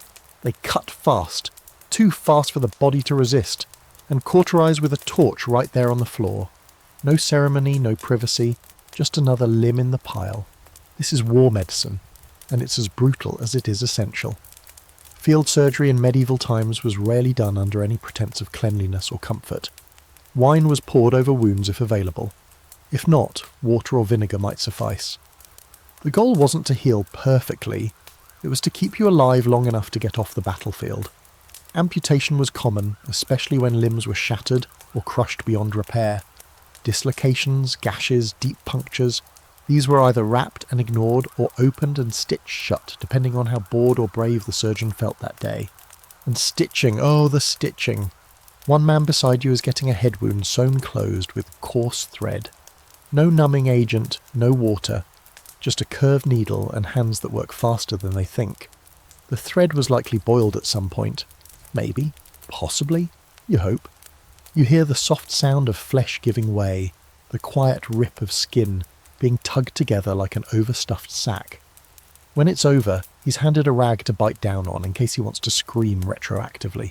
Fringe fact for you, some medieval field surgeons use spider silk as suture material. Not just for superstition, spider silk is incredibly strong and flexible. If you could collect enough, it actually worked well to close small wounds. The tricky part, of course, was convincing enough spiders to cooperate. There's debate among modern historians about how effective medieval battlefield medicine really was. Some argue that mortality rates were lower than you'd expect, especially for superficial injuries. Others say most who survived the initial wound died days later of infection or gangrene. But even in the most rudimentary setups, surgeons developed a kind of brutal expertise. Patterns they could follow, shortcuts learned through countless failures. They knew which wounds to bother with and which ones were just wasting daylight. Back in your cot, you try not to flinch as a man is carried past you. One arm gone, face burned, teeth clamped in a snarl of pain. He locks eyes with you just for a moment, and you see something there. Rage, fear, exhaustion. Not the fear of dying, but of dying pointlessly. You nod, a silent offering of sympathy from one body turned battlefield to another. The cot next to you is filled now. A young man, maybe 17, with a chest wound wrapped in torn linen. You can see the blood soaking through with each breath. The nun tending to him murmurs prayers under her breath as she presses her palm to the cloth. You don't ask how long he's got. You already know. A few hours, if that. By midday, the floor is slick. The air is thick. The fire used to heat the cautery tools is now burning low, and the room is filled with smoke and the metallic sting of blood. You've never wanted to leave more in your life, and yet your crutch sits beside you like a reminder. You're not walking out of here anytime soon. Not far, anyway. Still, you're among the lucky ones. You had time. A chance to heal in something resembling a controlled environment. These men weren't given that. Their treatment is survival by volume, no finesse, just force. As the sun begins to set, the tide of incoming wounded slows. The surgeon steps back, wiping his brow with a sleeve that only spreads the blood around. He doesn't smile. He doesn't sigh. He just moves to the next man. The pile of limbs in the corner now leans awkwardly, like a crude sculpture to the god of lost causes. That night, no one sings. No one even speaks. The silence is deeper than death. You lie back, staring at the rafters, and think about the boy with the chest wound, the man with the shattered leg, the soldier who didn't scream. You think about how close you came to being one of them, and you wonder how many more will come before the week is over. The next morning begins with screaming, and not the quiet, mournful kind you have grown oddly used to. This is high-pitched, raw-throated, very much alive screaming, the kind that echoes off stone and makes the birds outside go silent. You lift your head from the straw-stuffed pillow and instinctively reach for your crutch, though you're not entirely sure where you think you're going. Everyone else in the ward freezes, save for the poor man in the corner, who sounds like his soul is being exercised through his jaw, which, as it turns out, might not be far from the truth. You catch sight of him across the room. He's thrashing in a chair, arms held down by 2 assistants, while a third man, the designated tooth drawer, apparently, has one knee braced against the patient's chest and a pair of iron pincers shoved halfway into his mouth. The tool jerks back once, twice, 3 times before finally yanking out what looks like half a molar and a chunk of bloody gum.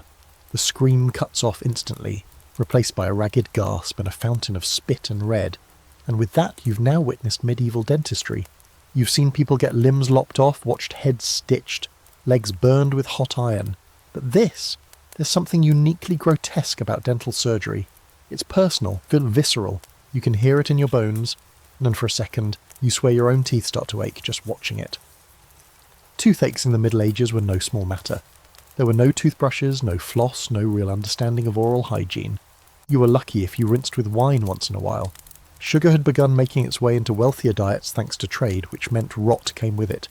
Cavities, infection, exposed nerves. They were seen less as medical problems and more as punishments from God, or perhaps infestations from tiny invisible toothworms, an actual belief that lingered in medical texts for centuries. That's right. People thought little worms burrowed into your teeth and gnawed at your roots. And in a way, they weren't entirely wrong, considering bacteria does pretty much that, just minus the creepy-crawly visuals, but no one had a solution for it. No fillings, no root canals, no crowns. The only treatment was removal. If a tooth hurt bad enough to make you complain, then it needed to come out. And since there were no anesthetics, that meant brute force. Hence the tooth drawers, travelling specialists who carried iron pliers, ropes, and occasionally a hammer in case the tooth was stubborn. Some worked in hospitals, others at markets and festivals, drawing teeth in public like some kind of grotesque half-time entertainment.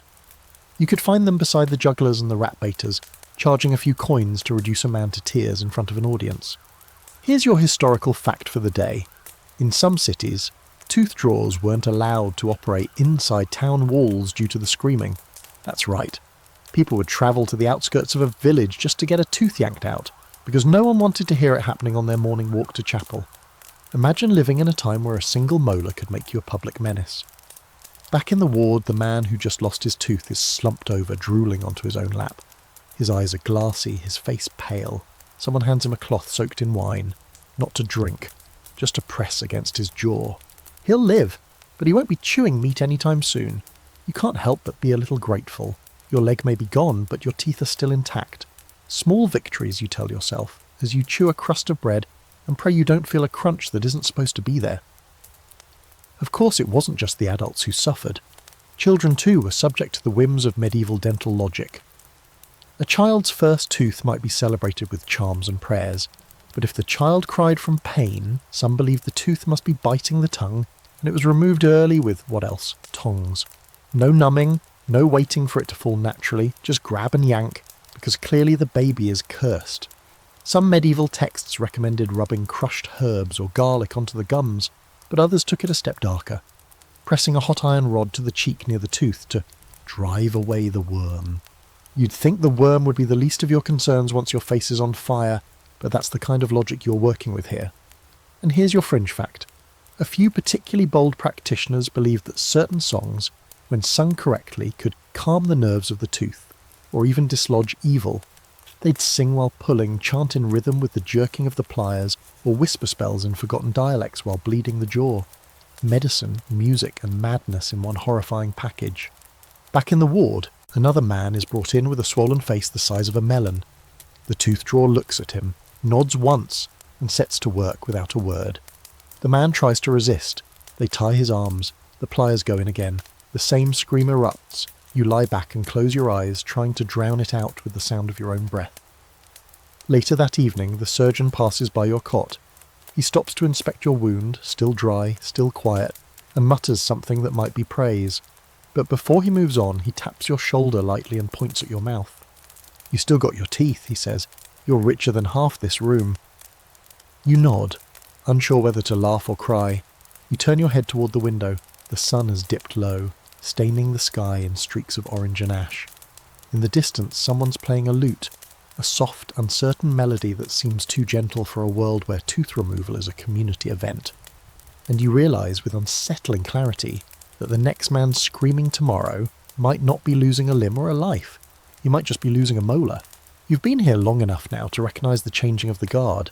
Not in the military sense, but the subtle shift in tone when the apprentice monks are replaced by the more experienced practitioners, and the surgeons roll in after their breakfast, sleeves already rolled, boots still crusted with yesterday's gore. The mood is grim today, heavier than usual, which is saying something considering the daily soundtrack here includes a symphony of coughs, groans, and the occasional high-pitched shriek. There's a new energy in the air, or rather the opposite, a lack of energy. No one's moving quickly, no one's raising their voice.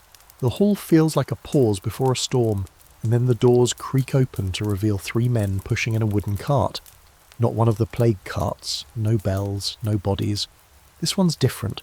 Polished wood, carved symbols along the edge, and a neatly folded red cloth draped over the top. They're from the Surgical Guild. You've heard of them, of course, most people have. Travelling professionals dressed a little better than the average blood-soaked barber, with tools wrapped in clean linen and an air of almost religious precision. They're not just surgeons, they're sawbones. That's what people call them in whispered tones.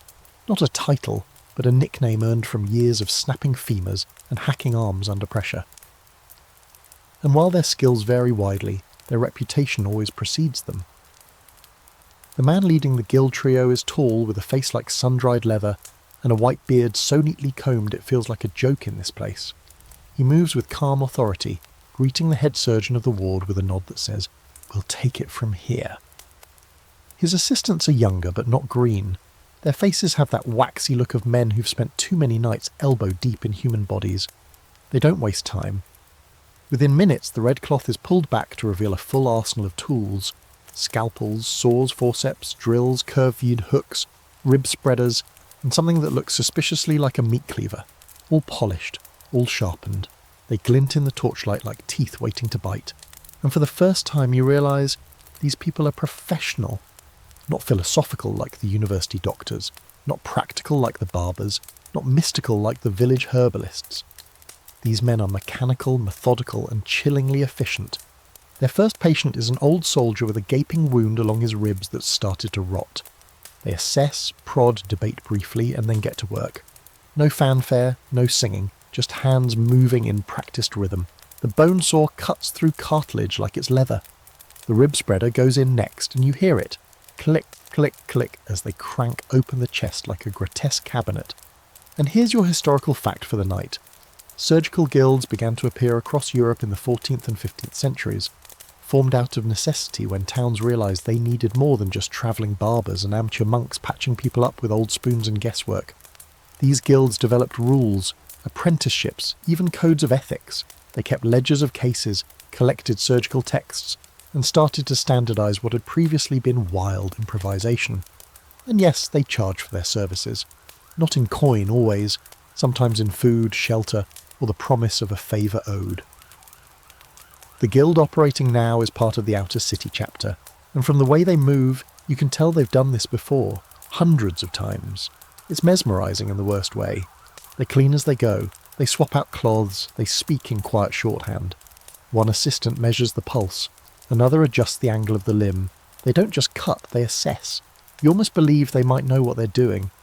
But even then, they're bound by the same rules as everyone else. No anesthesia, no germ theory, no antibiotics. Their edge is experience, not enlightenment, and not everyone's thrilled by their presence.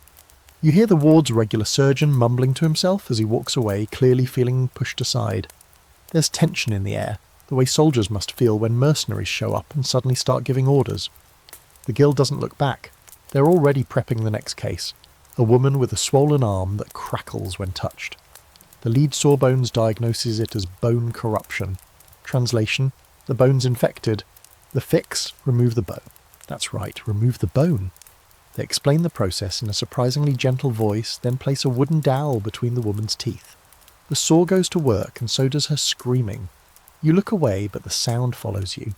There's something particularly haunting about cutting through living bone. It's not like flesh. It resists, it grinds, it fights back. Eventually they finish. The bone is placed in a bucket, the arm wrapped in linen, the patient unconscious or catatonic. You can't tell which. The lead sawbones wipes his blade, hands it to an assistant and signals for water. Your quirky fringe fact. Some members of the surgical guilds believed in collecting particularly interesting bones for future study or display. They weren't shy about keeping fragments, especially if the surgery had gone well. Some even carved initials into them. Think of it as a grim version of a trophy wall or a surgical scrapbook.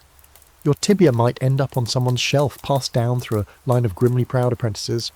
There's debate among historians about the long-term impact of these guilds. Some claim they professionalised surgery, laid the groundwork for modern medical practices, and preserved valuable techniques that would have otherwise been lost. Others argue they created rigid hierarchies that discouraged innovation and hoarded knowledge. The truth is likely both.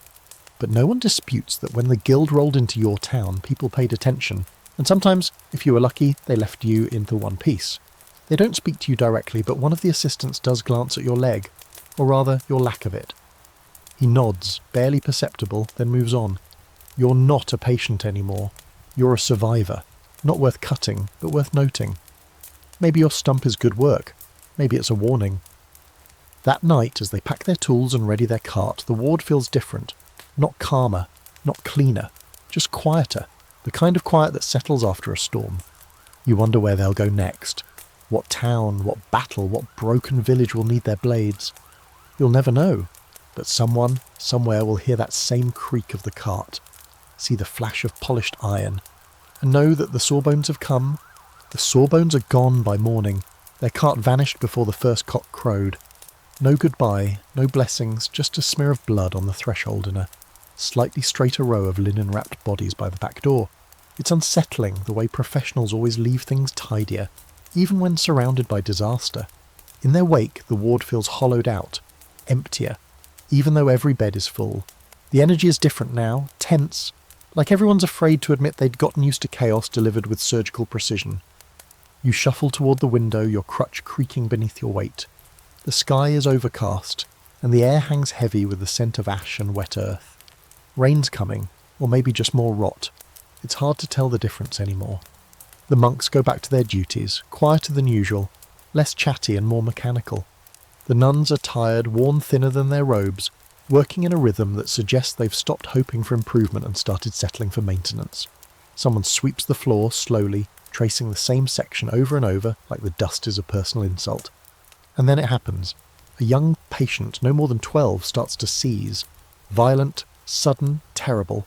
His body contorts on the cot, limbs flailing, eyes rolled back until only the whites show. A nun rushes to his side, trying to hold him still, but it's no use. A monk grabs a cloth and stuffs it into the boy's mouth to stop him from biting through his tongue. It's a common response, brutal but effective. No one is sure what's causing it.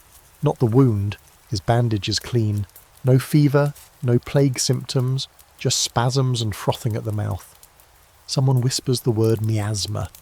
It's the old enemy, the invisible fog, the bad air. You've heard the word 100 times since you arrived. Every time someone falls ill without explanation, every time a wound refuses to heal, every time breath gets short or minds go hazy, it's miasma. The idea that sickness doesn't come from people or food or unwashed hands, but from the very air itself. Foul, tainted, corrupted. They believe it seeps in through the nose and poisons the blood, that it clings to damp corners, to low places, to piles of waste and unburied bodies, that it moves with the wind. And to be fair, given the smell of this place, it's an easy conclusion to reach. But miasma theory dominates every decision now. Doors are kept open to air out the halls, even in the rain. Herbal smoke is burned constantly, choking you with the scent of lavender and myrrh. Windows are hung with garlands of herbs, rosemary, sage and wormwood, believed to chase away the poisonous fog. The nun assigned to your cot ties a sachet of dried mint to your crutch. You don't ask why. You just nod and accept that in this world, smell equals survival. Here's your historical fact for the day. The miasma theory was the dominant explanation for disease in Europe for centuries. It shaped public health policy, urban design, and even fashion. Those beaked masks worn by plague doctors were stuffed with sweet-smelling herbs to protect them from miasma. Entire cities tried to redirect wind with architecture, draining swamps and paving over marshes in the belief that stagnant air was lethal. And while they were wrong about the how, they were accidentally right about a few of the what. Standing water does breed mosquitoes. Waste piles do attract disease vectors. Their logic was off, but their instincts weren't always. The boy finally stops seizing. He lies limp, pale as old parchment. A monk checks his pulse and nods grimly. He's alive, for now. They say he needs better air, so they carry him outside on a stretcher and set him under a tree, as if the breeze might realign his soul. You turn back toward the ward and notice the smoke has thickened. They're burning more herbs today. Basil, camphor, dried orange peels. The mixture stings your nose and makes your eyes water. You hear someone mumbling that it's strong enough to kill the sickness. No one seems to care that it's also strong enough to make you dizzy. And now for your fringe fact. During some outbreaks, people carried small brass or silver devices called pouncet boxes, tiny perforated containers filled with sponge soaked in vinegar or scented oil. They were worn on chains around the neck or tucked into sleeves. Some were even built into walking sticks or hat brims. It was fashion for the terminally paranoid. You half wish you had one now, just for the novelty. There's a growing argument among scholars today about the value of miasma theory. Some see it as a colossal detour that delayed the discovery of germ theory by centuries. Others argue that it led to massive improvements in public sanitation, since cleaning the streets and improving airflow had real health benefits, even if the reasoning was wrong. It's like washing your hands because you think dirt makes the devil enter your soul. You're incorrect, but also very hygienic. By late afternoon, the wind picks up, and with it comes a fresh wave of worry. A monk mutters about the east wind, how it carries decay and should be blocked at all costs. They start to nail heavy cloth across the east windows. Not all the windows, just those. Logic bends quickly in a place ruled by invisible enemies. The nun tending your wound checks the bandages, nods, and replaces the rosemary sachet with a fresh one soaked in vinegar. Don't breathe too deep, she warns, as if air might betray you if it gets the chance. You nod. What else is there to do? You lie back in your cot, head spinning from the herbs, stomach unsettled by the clashing smells of spice, smoke and rot. The boy outside has stopped moaning. You can't tell if that's good or not. The wind whistles through a crack in the shutters. You feel it on your cheek. It's cool, gentle, and suddenly terrifying. You close your eyes and hold the rosemary close to your nose, as if it might serve as a barrier between your lungs and the world. Because now the air isn't just heavy, it's hostile. There's a peculiar quiet that follows paranoia. Not peace, just a kind of stillness, like the hush in the air before a storm breaks or a fever spikes. The ward is still full, still humming with pain and murmurs and the occasional clatter of spilled tools, but something beneath it all has shifted. You see it in the way people move, slower, more deliberate, as if afraid of disturbing whatever invisible thing now lurks in the air between coughs and prayers. You've been told to stay in your cot today. Not that you're eager to go wandering. Your leg, well, your stump, is healing, but it still aches when the weather changes, and the wind outside has taken on a biting chill. You sit up anyway, restless. The longer you lie still, the more your thoughts start to chew on themselves. The nun who checks your bandage doesn't speak much. She seems distracted, folding and unfolding the same piece of cloth before finally soaking it in a mixture of vinegar and sage. "Hold this over your nose when they come in," she says, but doesn't say who they are. That's always a good sign. The answer arrives a few minutes later, in the form of 3 men in dark cloaks and soft shoes. They move differently than monks or surgeons, faster, with a kind of focus that's more mercenary than holy. One carries a sack. The other holds a bundle wrapped in wax cloth. The third simply walks behind them, eyes scanning the ward, stopping briefly at each cot. His expression never changes. They pass your bed, nod once, and keep moving. You exhale through the cloth, resisting the urge to cough just in case they take it the wrong way. These aren't healers, these are collectors. Their job isn't to treat the sick, it's to prepare the dead, and sometimes to find the not quite dead for study. You've heard the rumours, everyone has. Late-night whispers about scholars paying for bodies. Not just plague victims, but anyone freshly expired. Surgeons want them for study. Alchemists want them for experiments. Occasionally a physician claims it's all for science. but the body doesn't much care once the soul's out. The man with the bundle stops at a corner cot. The patient there, an old man who stopped speaking 3 days ago, is clearly gone. The collector nods, kneels, and unwraps his tools. Small saws, curved knives, a measuring rod. They begin their work silently, methodically. Not out of respect, you suspect, but routine. And here's your historical fact. While medieval Europe officially forbade human dissection for centuries, on the grounds that the body was sacred and must remain whole for resurrection, that didn't stop it from happening. Behind monastery walls, in university basements, and occasionally in the woods under moonlight, human anatomy was studied by anyone brave or desperate enough to face the consequences. Some dissections were public spectacles, others were private affairs paid for in coin and secrecy. You try not to watch, but your eyes keep drifting back. They're not cutting deeply, just measuring joints, checking organs, comparing length of bone to size of frame. The man scribbles notes with a charcoal stub on a wax tablet, muttering something about femur curvature and spinal calcification. They'll be done in minutes, and the body will be wrapped, blessed, and buried or delivered elsewhere. This is your fringe fact for the night. Body snatching became so common in later centuries that some cemeteries began installing iron cages over graves, mort safes, to prevent theft. But even in the medieval era, long before such precautions were formalised, there were whispered deals and under-the-table arrangements. A poor family might offer up a deceased relative in exchange for a sack of grain. A corrupt monk might misplace a corpse for the right price. Knowledge came with a body count. There's a debate among modern scholars about whether these early anatomical investigations did more harm than good. Some argue they advanced understanding, paved the way for breakthroughs, and helped move medicine away from guesswork. Others point out that without sanitation, regulation or consent, many of these studies caused more infection than inspiration. A few dissected bodies were later returned to families missing parts. Others were never returned at all. Back in the ward, the collectors finish their examination. The body is swaddled in white linen and carried off. A nun follows with a small bowl of herbs, sprinkling rosemary in the air to cleanse the space. No one speaks of what just happened. It's like watching lightning strike and pretending you didn't hear the thunder. But the unease lingers. You lie back, cloth still pressed to your face, and think about your own body. Your leg is gone, your wound is healing. But what if it hadn't? What if you'd been one of the unlucky ones, slipping away in the night, your name forgotten by morning? Would someone have traded your remains for coin? Would your bones now sit on a shelf in some cloistered chamber, measured and labelled for a book that no one would read for 300 years? The thought should terrify you. Instead, it just feels likely. Later, one of the younger patients, his arm wrapped tight in splints, asks the nun if his soul could still rise to heaven if his body had been opened.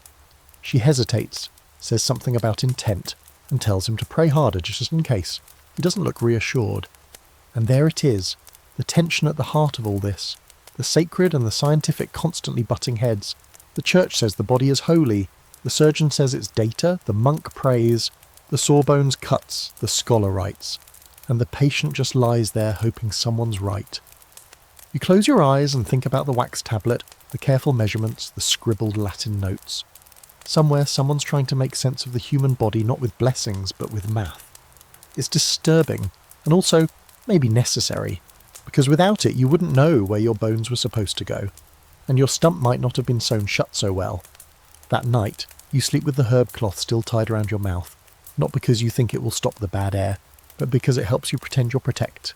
And when the wind picks up again, whistling through the cracks in the shutters, you wonder what it smells like in the rooms where your leg might have ended up. The thing about nobility you've learned is that their blood flows just like yours, thick, red, unimpressed by titles. But when one of them ends up in the ward, when they descend from their stone towers and silken canopies into the muck and madness of this place, it's impossible not to notice. And today, everyone's noticed. The entourage arrives first. 2 guards in armour too shiny for comfort, 1 wide-eyed scribe with an ink-stained beard, and a physician who walks like the room should apologise for not being grander. Then comes the litter, carried by 4 bearers, and on it lies the noble himself, Lord Arnott of something or other, groaning theatrically, his face pallid and damp with sweat. A silk scarf is wrapped around his arm, stained through with blood. An infection. Possibly a bite, possibly a blade. No one seems sure, including the noble. who seems more offended than afraid. He demands to be placed near a window. The monks try to explain that open air isn't always advisable, but the physician waves them off, mumbling about purer currents and restoring the phlegmatic balance. You've heard that line before. It means, roughly, I have no idea what's happening, but let's move the patient and hope for the best. The other patients watch with silent fascination. Some scowl, others smirk. You can't blame them. Most of them are farmers, beggars, labourers, people for whom pain is daily currency. To see a lord flinch at a fever and demand special linens is both amusing and strangely satisfying. Still, his presence is no joke. His rank means access to tools, drugs, treatments, things most of the ward would never even see. Already the monks are whispering about special supplies, dried poppy resin, imported salves, rosewater compresses. One even mentioned surgical silk, which you'd assumed was as mythical as unicorn bone. But no, apparently it exists, just not for you. And yet, despite the gilded treatment, Lord Arnott doesn't look good. His wound is red, swollen and streaked with black. When the bandage is removed, the smell is immediate, a sickly sweet rot that curls your toes. The attending physician flinches, then covers the scent with a perfumed cloth, muttering about impure humours. You watch the surgeon next to him roll his eyes. At least someone here lives in the real world. And here's your historical fact. Royal and noble surgeries, while often better funded, weren't necessarily more successful. The upper class bled just like the peasants and died just as often. Their wealth bought more elaborate treatments, certainly, exotic poultices, foreign herbs, intricate incantations, but not necessarily better ones. In some cases, their rank meant less effective care. The surgeons were too afraid to perform risky procedures, fearing execution if the noble died. Ironically, a stable boy might get a cleaner amputation than a baron, simply because the pressure was lower. Lord Arnall begins to decline by mid-afternoon. His fever climbs, he starts to babble in Latin, then French, then something that might be gibberish. The surgeon advises draining the wound. The physician disagrees, suggesting a celestial alignment is needed first. You wonder how many patients have died while waiting for Mercury to finish whatever it was doing. Eventually the surgeon wins. Out comes the scalpel, the assistants hold the lord steady while the blade plunges into the flesh. The pus that oozes out is thick and green, with threads of black. You're not close, but the smell reaches your cot like a slap. It's one thing to see wounds opened, another to see them weep like this. They pack the gash with cloth soaked in vinegar and myrrh. One monk offers a prayer, another offers wine, which the lord gulps like it's the only honest medicine in the room. And here's your fringe fact for the night. Some medieval nobles believed in using powdered gems as treatment. Emeralds, sapphires, even the crushed pearls were dissolved in wine and swallowed in hopes of strengthening the heart, fortifying the spirit, or purging illness. Never mind that most of these substances are about as digestible as gravel. They were expensive, and expensive meant effective, right? By nightfall, Lord Arnott is unconscious. His physician has retreated to a bench, looking sullen and scribbling notes, probably planning to rewrite this entire day as a triumph of diagnosis. The surgeon, meanwhile, still has blood under his fingernails. There's a strange equality in suffering, and you see it now more clearly than ever. The noble lies on the same straw mattress as the farmer beside him. His bandage leaks just as yours once did. His breath rattles the same way you've heard a dozen others rattle in their last hours. And the surgeon doesn't treat him any differently. Not now, not when it's life or death. A cut is a cut, pus is pus, and rot, regardless of title, smells like rot. The real difference is that someone will sing at Lord Arnott's at a funeral. There'll be candles, robes, a sermon. His name will be carved in stone, maybe even remembered. You'll be a smudge in someone's ledger, a faded ink line beneath the heading amputated, survived. Still, you're alive. And they're not calling it yet, but everyone in the ward can see the look in the surgeon's eyes. He's preparing to let go, not out of malice or failure, but out of understanding. Sometimes the body doesn't listen. Sometimes it breaks, no matter what herbs or silk or powdered emeralds you throw at it. The night drags on. You watch the noble's chest rise and fall, irregular now. A nun lights a candle beside his cot, the flame flickering like it, too, isn't sure it wants to be here. You lie back, letting the sounds of the ward fill your ears. The moans, the whispers, the clink of tools being cleaned by candlelight. You breathe through your herb cloth and stare at the beams overhead, dark with age and soot. In the end you think, maybe nobility was never about blood at all. Maybe it's just about who gets the clean linen. It's barely dawn when the candle by Lord Arnott's bed gutters out, flames sputtering like it knows it's no longer needed. No one rushes to relight it. The nobleman lies still, jaw slack, his face somehow more peaceful now that the fever has burned itself out, and him with it. One of the monks drapes a cloth over the body, a gesture meant to be solemn, but the cloth slips and hangs awkwardly off one shoulder. No one bothers to fix it. The surgeon sighs, rubs his temples, and moves on to the next patient without a word. There's no drama, no final rites, just a faint rustle as the scribe crosses another name from the parchment. You lie back in your cot and think, again, how strange it is that the body doesn't know status. Muscles don't recognise nobility. Flesh doesn't consider inheritance. They just break, tear, rot and fall silent, regardless of how many rings were worn on the fingers. But today's not about royalty or ceremony. It's market day, apparently, though not the kind with pigs and bread and too loud shouting. This is a more peculiar sort of medical market, the kind that deals not in food or tools, but in cures. You first hear the rumour whispered by a limping man near the east wall. The merchants come, the one with the miracle vials, and just like that, the atmosphere into the ward shifts. By mid-morning, the merchant arrives. He's dressed better than anyone else you've seen here.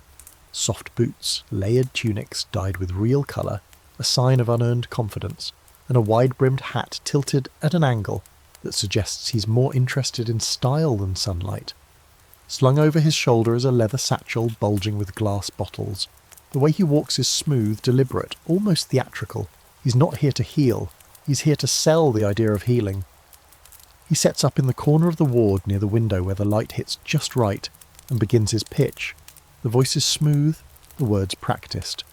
Distilled tinctures from the east, pulled from the roots of Solomon's seal, elixirs to balance the blood, soothe the humours, quiet the burning within. You watch as heads turn. Even the nuns look over, one of them unconsciously reaching for her purse. The merchant starts displaying the bottles, each labelled in a tidy, sweeping hand.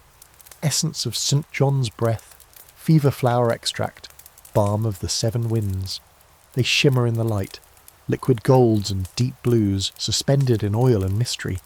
You know better than to believe it, but still your fingers twitch. Some patients limp over, others crawl. One man offers a chunk of bread in trade, another presents a silver button. The merchant never declines. Everything has a price, and he's smart enough to make sure everyone can pay something. Because desperation has no currency limit. And here's your historical fact for the night. Apothecaries and travelling remedy sellers were a cornerstone of medieval medicine. Long before pharmacies, these merchants carried boxes of herbs, oils, powders, and mystery substances. Some were legitimate, trained in rudimentary chemistry, botany, and dosage. Others were charlatans, selling snake oil before anyone knew what snakes were doing in oil to begin with. It was the Wild West of wellness, and business was booming. You watch as a woman with a bandaged hand drinks a few drops from a vial and then promptly vomits into a bucket. The merchant doesn't flinch. The body is rejecting its evil, he says, with a flourish. She nods, wiping her mouth, a believer now. And here's your fringe fact. One popular remedy sold across medieval Europe was powdered unicorn horn. It was marketed as a universal antidote, capable of curing everything from plague to poisoning.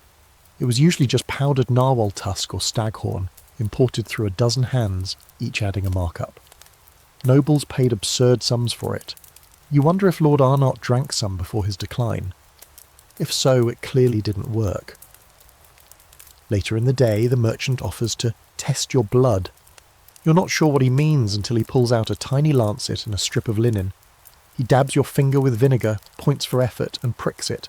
Then he smears the blood across the linen, holds it up to the light, and begins spouting nonsense. Ah, too much black bile. The liver is overworked. The spleen resentful. You must drink the white tincture twice a day until the moon wanes. You don't believe a word of it. But still, when he holds out the vial, small and elegant and shimmering like a promise, you find yourself reaching into the pocket of your robe and offering one of the last coins the nun gave you for emergencies. He thanks you with a bow and moves on. You wait until he's out of sight before unstoppering the vial. The smell hits you first. Cloves, honey, and something bitter, like root bark. You take a cautious sip. It's sharp, oily, possibly poison. But your stomach doesn't revolt, and the heat it leaves in your chest is oddly comforting. Even if it's a lie, it's a well-crafted one. The merchant packs up at dusk, coins jingling softly as he leaves. The ward is quieter now, a little hazy from the scents of opened bottles and hopes pinned to cork stoppers. One man's fever breaks after his dose. Another falls unconscious. The merchant claims both as success stories. There's debate among scholars today about whether medieval remedy sellers were more help or harm. Some argue they were frauds draining coin from the desperate. Others suggest they provided psychological relief, if to nothing else. Hope in a bottle, a placebo when no real cure existed. After all, belief can be medicinal, and sometimes sugar water is the most powerful thing you can hand a dying man. You lie back in your cot, the vial still clutched loosely in your hand, to let the taste linger. Maybe it's the cloves, maybe it's the honey, or maybe it's just the illusion that someone somewhere knows what they're doing.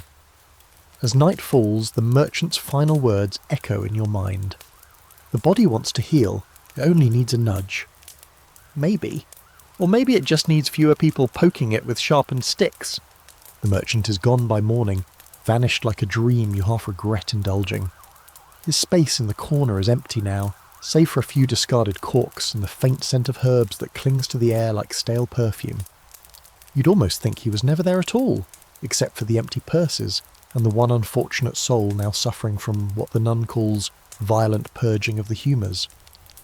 The man groans into a bucket, face pale as death. A lesson maybe in buying hope from strangers who walk too lightly and leave no footprints. Still, a few patients claim to feel better. One swears the swelling in her hand has gone down. Another says her dreams were sweet for the first time in weeks. Whether that's due to the tinctures or the simple relief of being heard by someone who smiled while offering help, you don't know. You're too tired to debate the alchemy of comfort. Your stump aches more than usual this morning. The air's turned cold again, and the damp is seeping into everything, like a ghost trying to claw its way into your bones.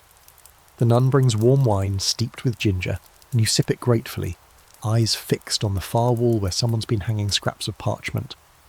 At first, you think it's just scripture or prayer, but as you squint, you realise the ink is surgical, a series of crude illustrations and notes, anatomical drawings, instructions, lists. It's one of the surgeon's manuals. You hobble closer on your crutch to get a better look. The parchment is stiff and warped with moisture, the drawing simple but haunting. A skeleton rendered with bold lines, organs floating beside it like misplaced thoughts. Each part is labelled lean for the spleen, vesica for the bladder, core for the heart. Arrows point to cuts. Notes scribbled in Latin suggest treatments or warnings. It's like a battlefield map of the human body, only you're both the strategist and the terrain. And here's your historical fact. During the later medieval period, surgical manuals began to circulate among trained practitioners. They weren't mass-produced. This was pre-printing press, after all, but they were copied painstakingly by hand, shared between guilds, or commissioned by wealthy patrons interested in medical advancement. Some were based on classical texts pulling from a Galen or Hippocrates. Others were entirely local, born of direct experience and sheer guesswork. Diagrams often resembled dismembered saints more than scientific charts, but they were used, studied, referred to during procedures. The surgeon catches you looking and gives a grunt that might be approval. He steps over, rolls out a second parchment and shows you a drawing of a leg, not unlike yours, sword at the mid-thigh, with notations about how to tie off arteries. You're weirdly honoured to be a real-life example. He doesn't say much, but he gestures at your stump and then the drawing, then raises an eyebrow as if to say, "Not bad work, eh?" You nod. Not bad work indeed. It's holding together. The infection hasn't returned, and you're not dead. These days, that's a victory by any measure. Later that day, a young monk stops by with a bound codex, a rare thing in this world of scrolls and fragments. He sets it carefully on a table and opens to a page full of wound diagrams. You lean in. They're brutal. Gaping stomachs, crushed hands, faces torn open. But each one has notations, stitch counts, balm recipes, recommended prayers. You ask where it came from. He says it belonged to a surgeon from Bologna, passed down and recopied. Half the treatments are outdated, but the framework remains: observe, cut, clean, bind, pray. And now your fringe fact. Some medieval surgical texts included astrological charts and magical incantations alongside their procedures. A diagram of how to drain a boil might sit next to instructions on how to summon divine protection using the bones of a dove. These weren't seen as contradictions. Science and superstition were intertwined, threads of the same rope. You read about a procedure to remove stone madness, possibly referring to kidney stones, followed by a note advising the use of a charm inscribed with Sator arepo tenet opera rotus for luck. A medical how-to wrapped in a riddle. There's debate, of course, among modern historians. Were these manuals truly medical, or were they mostly symbolic? Some argue they were more for show, used to impress patrons or justify fees. Others believe they were sincere attempts to pass down knowledge in a world where success was rare and death was always at the door. Either way, they represent a turning point, the moment when someone tried to write down what was learned through pain. As night falls, the surgeon and the monk copy a few new notes onto a parchment. You listen to their discussion, half Latin, half local dialect. They're trying to document a new suture method, something involving sheep gut and a particular twist of the needle. You realise you're watching history happen, stitched together with ink and instinct. You head back to your cot, brain buzzing. You think about the thousands of people who bled out before someone figured out where the artery was, the hundreds who choked on their tongues before someone realised a rolled cloth could save them. The dozen limbs sawed away before your own, so this surgeon could learn just how tight a tourniquet needs to be. And all of it, every gruesome experiment, now being inked onto parchment, bound in leather, passed on. It's not comfort exactly, but it's something. Later, under the flickering candlelight, you dream of diagrams, of your own body, sketched and labelled, opened like a book no one wanted to read. You dream of your leg, not in pain, but in ink, immortalised as a line on a page. And when you wake, you're weirdly okay with that. Because maybe the point of surviving isn't just staying alive. Maybe it's making sure someone else knows what not to do next time. There's something strange about a quiet ward. Not peaceful quiet, but that hollow, unnatural kind. The kind that sets your teeth on edge, like a lull that's waiting to snap. This morning the usual rhythm is off. The moaning has died down, no screaming, no arguments over bandage types. Even the monks seem quieter, their footsteps softer, as though they're afraid of waking something. You notice it first in the smell, not the sharp bite of vinegar or the earthy bitterness of herbs. This is something sweeter, almost syrupy and thick. The smell of infection that's lost its fight with the body and begun to take the rest of the room with it. They've moved 3 patients to the far end of the hall behind a heavy curtain. That's the place they use when someone starts coughing blood, or raving, or glowing with fever like a lantern turned inside out. One of the nuns tells you not to worry, which is of course the most worrying thing someone can say. From your cot, you catch glimpses between the folds of the curtain, flashes of pale skin, soaked bandages, the slow twitch of a hand that's forgotten what to hold on to. A monk stands just outside, reading from a small leather-bound prayer book. His voice is steady, but you can hear the undertone of haste. They're not expecting recovery. They're preparing for inventory. That's when someone down the ward says it, the word that curdles the air, St. Anthony's fire. You've heard it before, muttered with dread, almost reverent. A sickness of fire in the limbs, in the skin, a burning that starts in the fingertips and works inward, turning flesh black and brittle. They say it feels like being roasted alive, inch by inch. Some call it holy punishment. Others call it ergot poisoning, though no one here knows what a fungus is, much less how it could sneak into their bread. And here's your historical fact. St. Anthony's fire was the common name for a condition caused by eating rye, infected with the fungus Claviceps purpurea, which produces ergot, a toxin with effects similar to LSD. It could cause hallucinations, convulsions, and necrosis of limbs due to vasoconstriction. Victims experienced burning sensations, delirium, and often gangrene. Entire villages were afflicted when bad grain stores were used for bread. Of course, in the Middle Ages, people didn't blame mould, they blamed God. In one famous case, monks of the Order of St. Anthony established hospitals specifically for treating those afflicted. The order became synonymous with care and, ironically, pork. because they often kept pigs to feed the sick. Some even wore the symbol of a T-shaped cross and rang bells as they moved through towns. Those bells meant either help was coming or the plague had. The man behind the curtain groans, a thick, wet sound. You see one of the nuns bring in a bucket and a cloth. She doesn't come back out for a while. When she does, her face is pale, and she smells like smoke and myrrh. You ask the monk at your bedside if it's contagious. He hesitates. No, he says eventually, but it spreads. Helpful. He explains that those afflicted often ate spoiled bread or drank tainted wine, that the body reacts not with fever but with heat, a false fire, skin turns black, limbs die. Some patients survive, but they don't come back whole. You've seen enough charred flesh to know what he means. You look down at your own bandaged stump and wonder what kind of fire would have burned through it if the sore hadn't gotten there first. Here's your fringe fact for the night. Some medieval treatments for St. Anthony's fire involved pressing frozen frogs against the burning skin.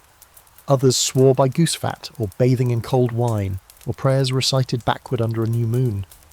The frog thing, surprisingly, wasn't entirely irrational. Cold moisture might have eased the surface burn. But beyond that, it was mostly hope wrapped in ritual. There's debate today about whether cases of St. Anthony's fire were always ergotism, or if the term also covered a variety of skin and nerve disorders. The lines were blurry. A rash? Maybe it's fire. Tingling hands? Fire. Entire foot blackened? Definitely fire. Diagnosis back then was part medical theory, part religious metaphor. In the end, the label mattered less than the suffering. As evening sets in, one of the patients behind the curtain dies. The monk pulls the sheet. The cart is rolled out.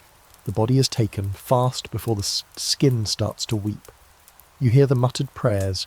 You hear the wheels on stone, and you're reminded again that healing here isn't a path, it's a lottery. Back in your cot, you examine the contents of your satchel. A sprig of rosemary, a piece of ginger root, a carved token with a cross on it, the empty vial from the merchant. None of it feels real. All of it feels necessary. The surgeon walks by and pats your shoulder. He started doing that lately. Maybe it's respect, maybe it's a warning. His hand lingers just a second too long, and he mutters, "Not much longer now." You want to ask until what? But you don't. You nod and pretend he meant recovery. That night you wake suddenly. Your leg, the one that's no longer there, is on fire. Not literally, of course. It's phantom pain, the kind that haunts the part of you that still remembers. But for a moment, it's real enough.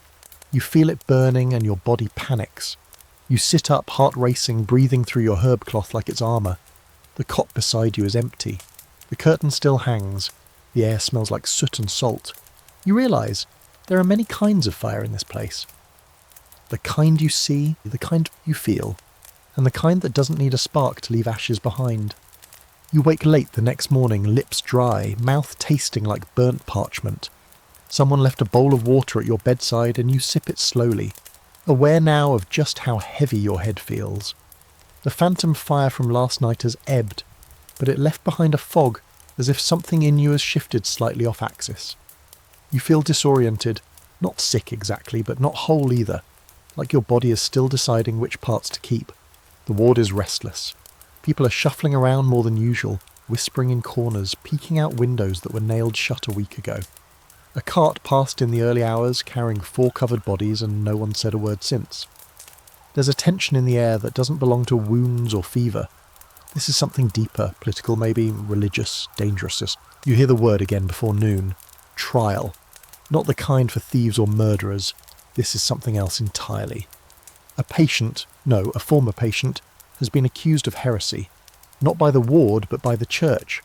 A woman who was brought in weeks ago with a burn across her back, allegedly from a cauldron spill. Quiet, thoughtful, too kind for a place like this.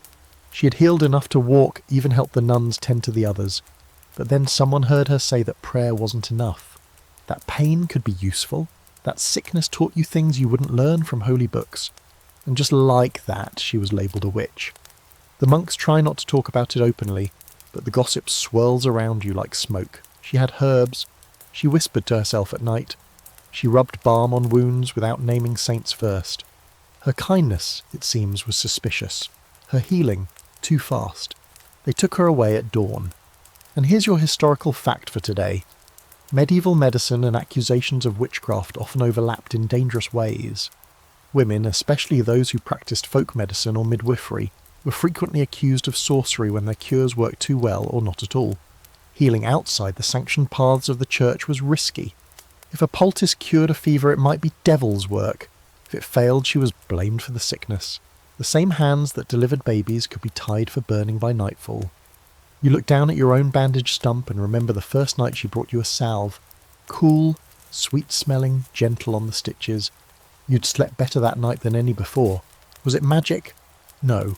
It was care. But care from the wrong hands could get you killed. By afternoon, a monk confirms what you already know. She's to be examined by the bishop's inquisitor. A grim man with too many rings and too few questions. No defence. Just confession, and proof, which is often whatever they want it to be. A mark on the skin, a strange birth, a scar in the shape of a crescent. The irony, of course, is that everyone in this ward is marked. Cut, stitched, broken. We are walking proof of pain. If scars damn you, then we're all condemned already. You overhear one nun say she tried to intervene, said the woman had only ever helped, that she prayed, that she knew scripture. The inquisitor told her, the devil often quotes the holy word. That's when she stopped speaking. And here's your fringe fact. In some parts of Europe, surgeons were occasionally asked to examine suspected witches for a devil's teat, a hidden spot on the body believed to be insensitive to pain, used to nurse familiars. Imagine surviving a surgery without flinching and then being accused of satanic strength because of it. Imagine being branded evil because you didn't scream when they stuck the needle in. There's debate today about whether witch trials were driven more by religion, politics, or fear of the unknown. Some say it was a way to control women, to silence those who threatened church authority. Others argue it was a release valve for a frightened society with no grasp of disease or mental illness. When people got sick, they needed someone to blame, and it was easier to point to a woman with a garden and a salve than admit you knew nothing at all. The sun begins to set, casting long shadows across the ward. The surgeon walks past your cot, more sombre than usual. You ask quietly if the woman will come back. He doesn't answer, just shakes his head and moves on. You sit up straighter than usual, watching the last light of day bleed through the cracks in the wall. The air smells like rosemary and smoke. Someone is crying at the far end of the hall, soft and steady. No one goes to comfort them. You lie back and think about her voice, the way she said your name when you were half conscious. The way she rubbed the salve in with careful hands and said, "Don't worry, the body remembers how to heal." The body remembers. That's what terrifies them. That there might be knowledge in pain, wisdom in scars, strength in silence. They'd rather burn it than understand it. That night, sleep doesn't come easily. Every sound feels louder.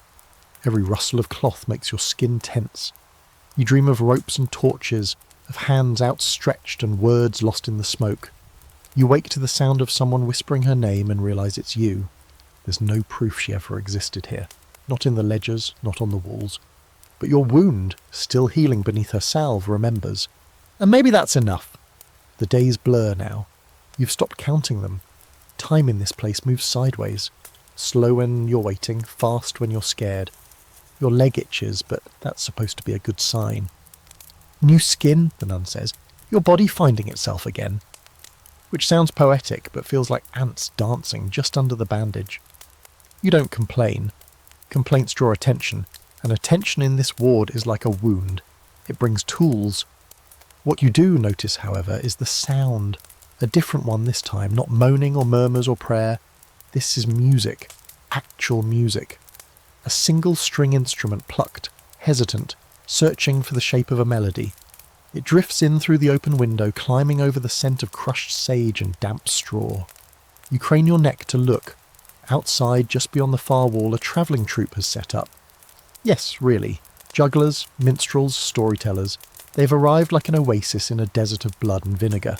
They aren't allowed inside Hogwarts. Too much risk, the monks say, but they play just close enough for the sound to slip in through cracks and soothe the frayed edges of this place. The patients perk up. The nuns try not to smile, but a few fail. Even the surgeon pauses, just briefly, as the notes rise into a song about a fox who steals bread and wins a princess. You think he likes it. And here is your historical fact. Entertainment wasn't a luxury in medieval hospitals. It was a treatment. Music was believed to lift spirits, which was thought to balance the humours.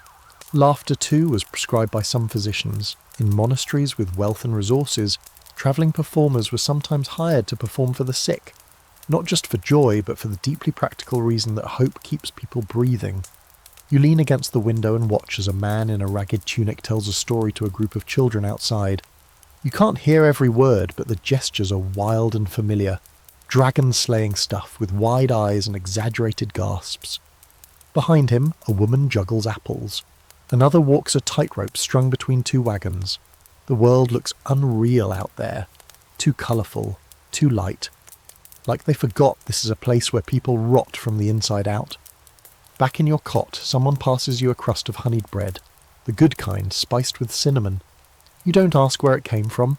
Maybe a bribe to a monk, maybe a gift from the performers, maybe someone snuck it in through the laundry. You eat slowly, savouring it like it's sacred. Then, suddenly, a different kind of commotion. A man at the far end of the ward starts shouting, not in pain, but in clarity. "It's gone," he says. "It's gone!" People gather. He points to his arm, swollen for weeks, fevered and blackened. Now, somehow, healed. Not perfect, but the colour is back. The heat has broken. He can grip things again. There's no sign of the rot. He says it happened last night. In his sleep. A miracle. The ward goes still. No one knows what to say. The monks examine him, pressing gently, nodding slowly. One mutters something about divine intervention. Another asks if he drank any of the merchant's tincture. He says no, just water. And a dream about fireflies. Some believe him, others scoff. You want to believe, if only because miracles are good for morale. But you've seen too much. Limbs don't just unblacken. Bones don't realign themselves overnight. There's more to this. Or less. Here's your fringe fact. Spontaneous recovery was often labelled as miraculous in medieval times, especially if it happened during religious festivals, solstices, or under the gaze of holy relics. In some hospitals these miracles were recorded in ledgers and used as evidence to solicit donations. But scholars today think many were simply the result of a body fighting off infection naturally, or occasionally a misdiagnosis cured by time. Still, you watch the man now as he lifts his arm and flexes his fingers, weeping openly. The nuns join him in prayer. One of the monks dabs his eyes. You can't help but feel hopeful or jealous, or both. That evening, the performers leave just as suddenly as they came. A final flourish of music, a bow, a cart packed tight with props and instruments. You wave at the girl who juggled apples. She doesn't wave back, but she smiles. It's enough. The ward dims again. The usual noises return, coughs, creaks, the groan of someone shifting in sleep. You lie back and press your hands to your stomach, feeling the faint hum of a body still at work. You think about the man with the healed arm, about fireflies, about how easily people become stories. There's debate, among historians today, about the role of superstition versus placebo, faith versus medicine. Some claim miracles were staged, others say they were real, in the way any unexplained survival is real. But in here, facts don't hold much weight. Pain is the only consistent truth. Healing, when it arrives, needs no explanation, just gratitude. You drift into sleep with the sound of distant laughter still lingering in your ears.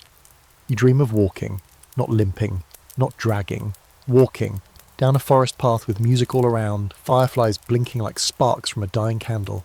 And in the dream, your leg doesn't ache. In the dream, you never lost it.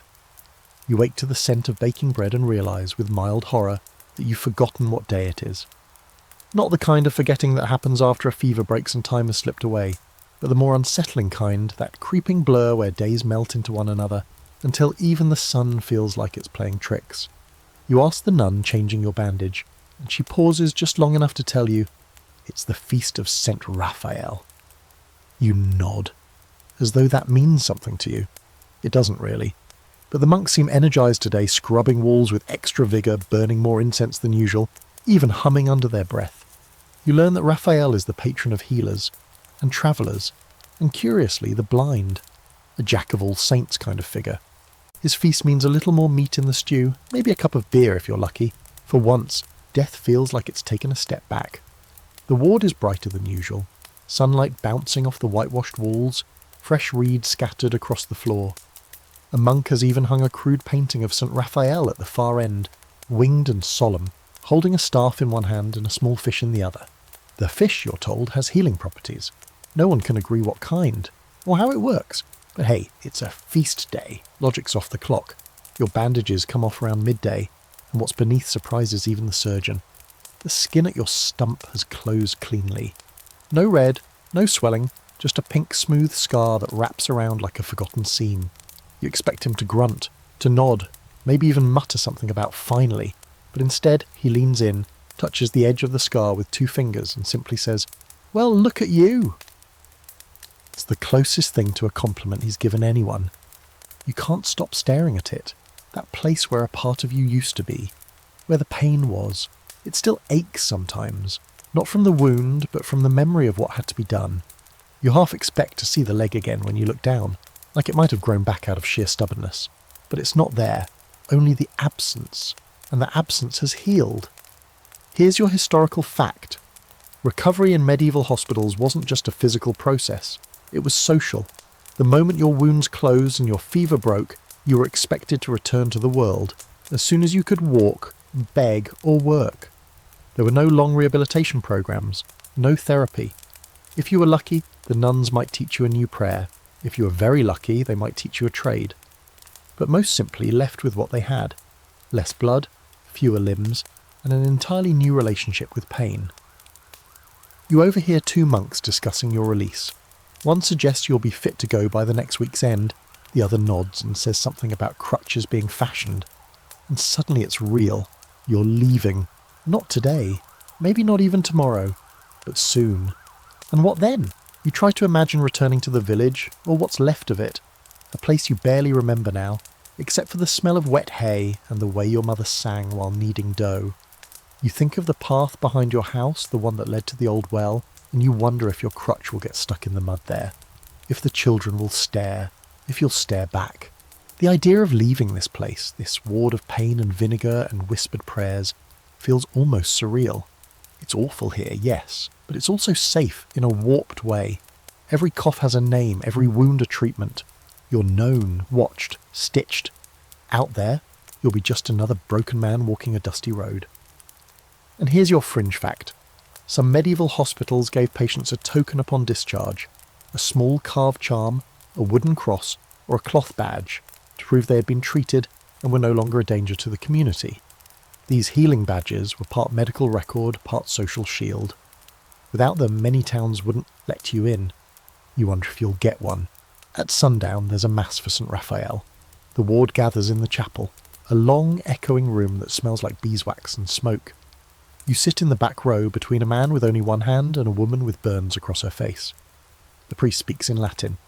You don't understand half of it. But when he says pro peregrinis, pro infirmis, pro convalescentibus, you know he's talking about people like you, the lost, the sick, the ones still mending. Afterward, the nuns hand out small loaves of bread shaped like fish. You take yours and eat it slowly. It's dense and sweet and oddly chewy. You don't care, it tastes like celebration. As the sky darkens, a monk comes to your cot and hands you a rolled parchment. You unfurl it. It's your discharge notice. Your name is written in careful ink, with a small note at the bottom that reads, "Patient quiet, wound closed, body recovered." You want to laugh, quiet. You've screamed louder than anyone here. Wound closed, maybe, but some wounds aren't skin, some are memory. Still you roll the parchment back up and tie it with the string he gives you. The next day they'll give you a crutch that fits your arm better, a sack with dry food, directions, and then you'll leave. There's debate, of course, about how many people actually walked away from places like this. Some say survival rates were pitiful, 10% maybe less. Others argue the records are misleading, incomplete. They didn't track the ones who limped away in silence. But you're here, breathing, scarred, alive. That night you lie awake long after the candles are snuffed. You trace the edge of your stump with your fingers and whisper the only prayer you still remember. Thank you for keeping me, even in pieces. Tomorrow you start walking. So here you are at the edge of the story, perched between what's been and what's coming, and honestly, it's a weird place to be. You've limped through the worst of it, surgery by candlelight, medicine brewed from bark and old superstitions, and healers who only sometimes remembered to wash their hands. You've survived bloodletting, sore bones, plague carts, miasmas, frogs pressed to your skin, and even the occasional exorcism dressed up as medical advice. If this were a story someone else told you, you probably wouldn't believe you'd made it out. And yet, here you are. Not intact, but intact enough. It's strange how you've grown to miss things you once hated. The scratchy wool of the cots, the warm sting of vinegar on a healing wound, the distant chanting in the morning echoing down the hall like some low-humming warning bell, and of course the people, the moaning farmer whose wife sent him dried apples every week, the old nun with a limp and a dirty joke always tucked behind her prayers, even the surgeon, grim and silent, who never smiled but stitched you up like you mattered. You'll carry them with you, because survival's not just about what's left of your body, it's about what you carry out in your mind, the images, the sounds, the lessons burned in by pain and recovery. They'll follow you back to your village, to your home, to whatever version of normal life is still waiting for you, beyond the monastery gates.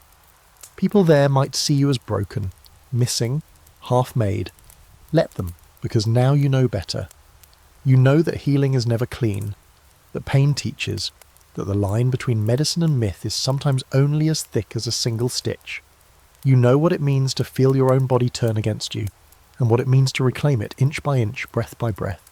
You've stared into the dark places where doctors go blind and prayers fall short, and you've come out not unscarred, but scarred on purpose. So tonight, wherever you are, on a cot by a fire, or under a blanket in some warm bedroom, breathe deep. You've earned the air. Let your heart beat slow. Let your eyes close. You've walked through a world where pain was a constant companion and healing was always conditional. And you made it. You're not whole, but you're here, and that's enough.